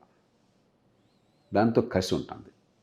ఆ కసి ఉన్నప్పుడు ఓటు పొందాలని చెప్పంటే పేదరికాన్ని ఆసరాగా చేసుకుని ఎలాగో ఆకర్షించడం కోసం చెప్పి డబ్బులు పంపిణీ, లేకపోతే ఎన్నికైన తర్వాత అన్నీ ఫ్రీగా ఇచ్చేస్తాను వీడు బాబుగాడి సొమ్ములాగా.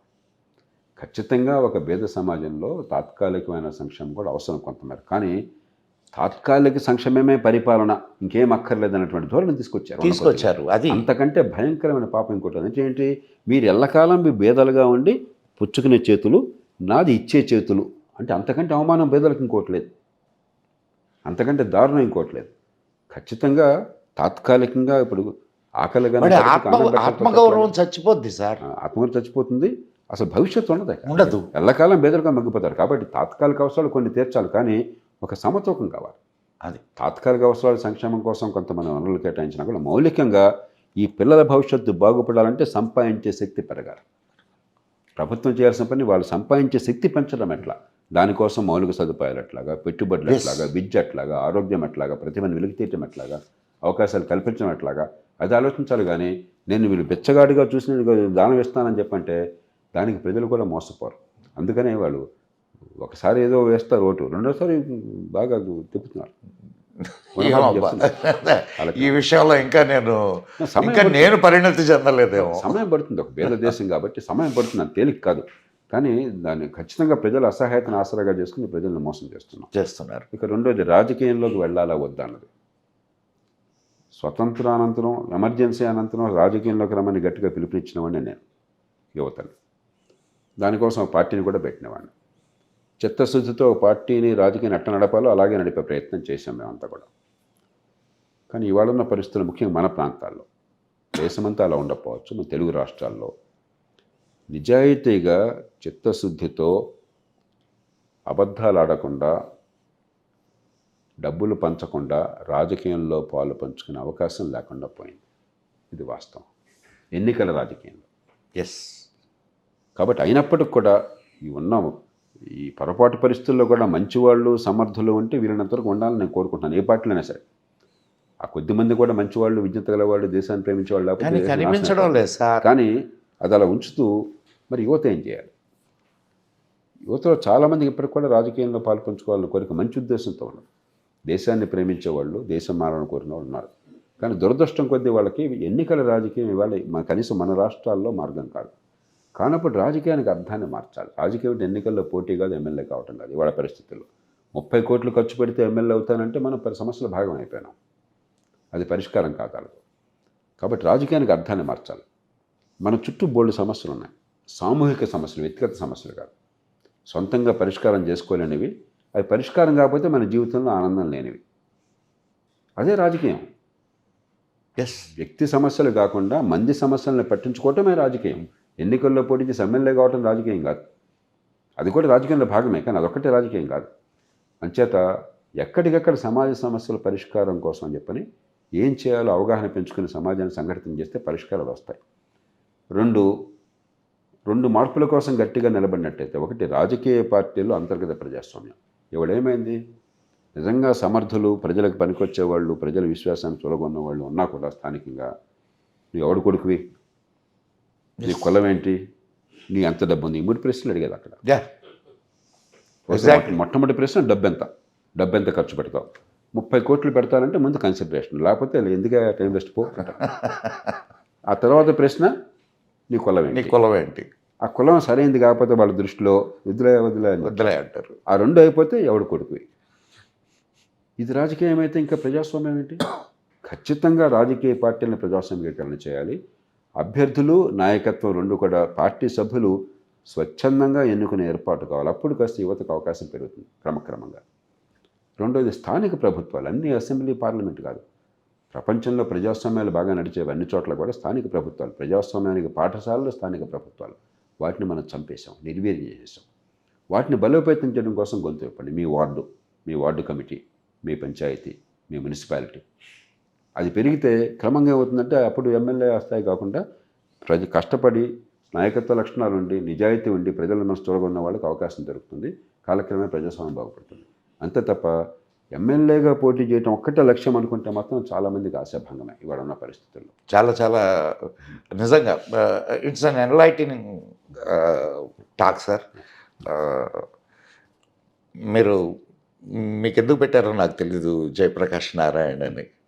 ఎమర్జెన్సీలో 1 ఇయర్ మేము ఆ బాధను అనుభవించాం. అంటే దాక్కొని తిరిగాం. మిమ్మల్ని మళ్ళా మీరు దాక్కున్నారు, కొందరు జైలుకి వెళ్ళారు. నాకు అది లేదు కానీ నాకు మీద నిఘా వేశారు. కొంచెం గట్టిగా మాట్లాడుతున్నాడు కుర్రాడు అవడం అని చెప్పని. అనామకుడిని కాబట్టి జైల్లో పెట్టలా. అనామకుడు అయితే జైల్లో పెట్టిండు, అనామకుడు కాకుండా జైల్లో పెట్టిండేవాడు. ఎవడో ఫలానా వాడు తెలిసి ఎవరు తెలుసు, మెడికల్ విద్యార్థిని, వైద్య విద్యార్థిని నిర్మోహటంగా చెప్తున్నాను, బహిరంగంగా మాట్లాడుతున్నాను, వ్యతిరేకంగాను. ఏం చేయాలో అర్థం కాక నిఘా పెట్టి ఎలా చేసింది. నాకు ఐఏఎస్ సెలెక్ట్ అయిన తర్వాత పేపర్లో వచ్చింది, మంచి ర్యాంక్ వచ్చింది. మరి అందరినీ అకాడమీకి పిలుస్తున్నారు, నన్ను పిలవట్లా. డేట్ అయిపోతుంది. ఆ రోజుల్లో ఏంటి, రైల్వే రిజర్వేషన్ అంటే ప్రాణం పోతుంది. విమానం అనే ఆలోచన కూడా లేదు. రైల్వే రిజర్వేషన్ ముందుగా చేయకపోతే మరి రిజర్వేషన్ దొరకదు. ఎట్లా వెళ్ళాలని కంగారు. ఏమిటని కనుక్కుంటే అప్పుడు పోలీస్ క్లియరెన్స్ రాలేదు. ఎందుకు రాలేదు అని చెప్పంటే ఎమర్జెన్సీలో నిఘా ఉంది మీ మీద అదనమాట. సో ఇవాళ చాలా ఫ్రూట్ఫుల్ డిస్కషన్ సార్. మీ మీ వ్యూ ఏదైతే ఉందో, కానీ నేను మళ్ళా రియాలిటీకి అక్కడే రాలేకపోతున్నా. అందరూ జేపీలు కాలేరు, కానీ మీలాగా ఆలోచించడం మొదలెడితే ఖచ్చితంగా సమాజం మారుద్ది. అయితే ఇప్పుడు ఆయన వివేకానందులు వారు చెప్పినట్టు మార్పు మనతోటే మొదలు కావాలి. ఇది నిజంగా చాలా చక్కటి సందేశాన్ని ఈరోజు మా భక్తివన్ ప్రేక్షకులకి ఇచ్చారు సార్. చాలా చాలా ధన్యవాదాలు. మళ్ళా ఇంకొన్ని సమస్యల మీద అంటే పోరాటం చేసే వాళ్ళతో మాట్లాడితే పోరాట పటిమ మాకు కూడా అబ్బుద్దేమోనని. ఇదండి ఈనాటి చర్చా వేదిక. విన్నారు కదా, Jayaprakash Narayan, a brand, A view, A idea.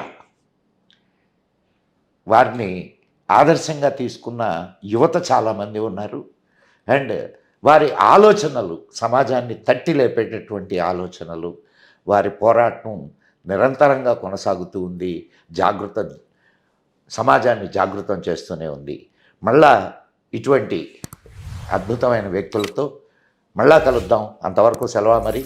ఈ వీడియో మీకు నచ్చినట్టయితే భక్తివన్ ఛానల్ను వెంటనే సబ్స్క్రైబ్ చేయండి. చేసుకోకపోతే బెల్ ఐకాన్ నొక్కండి, లైక్ చేయండి, షేర్ చేయండి.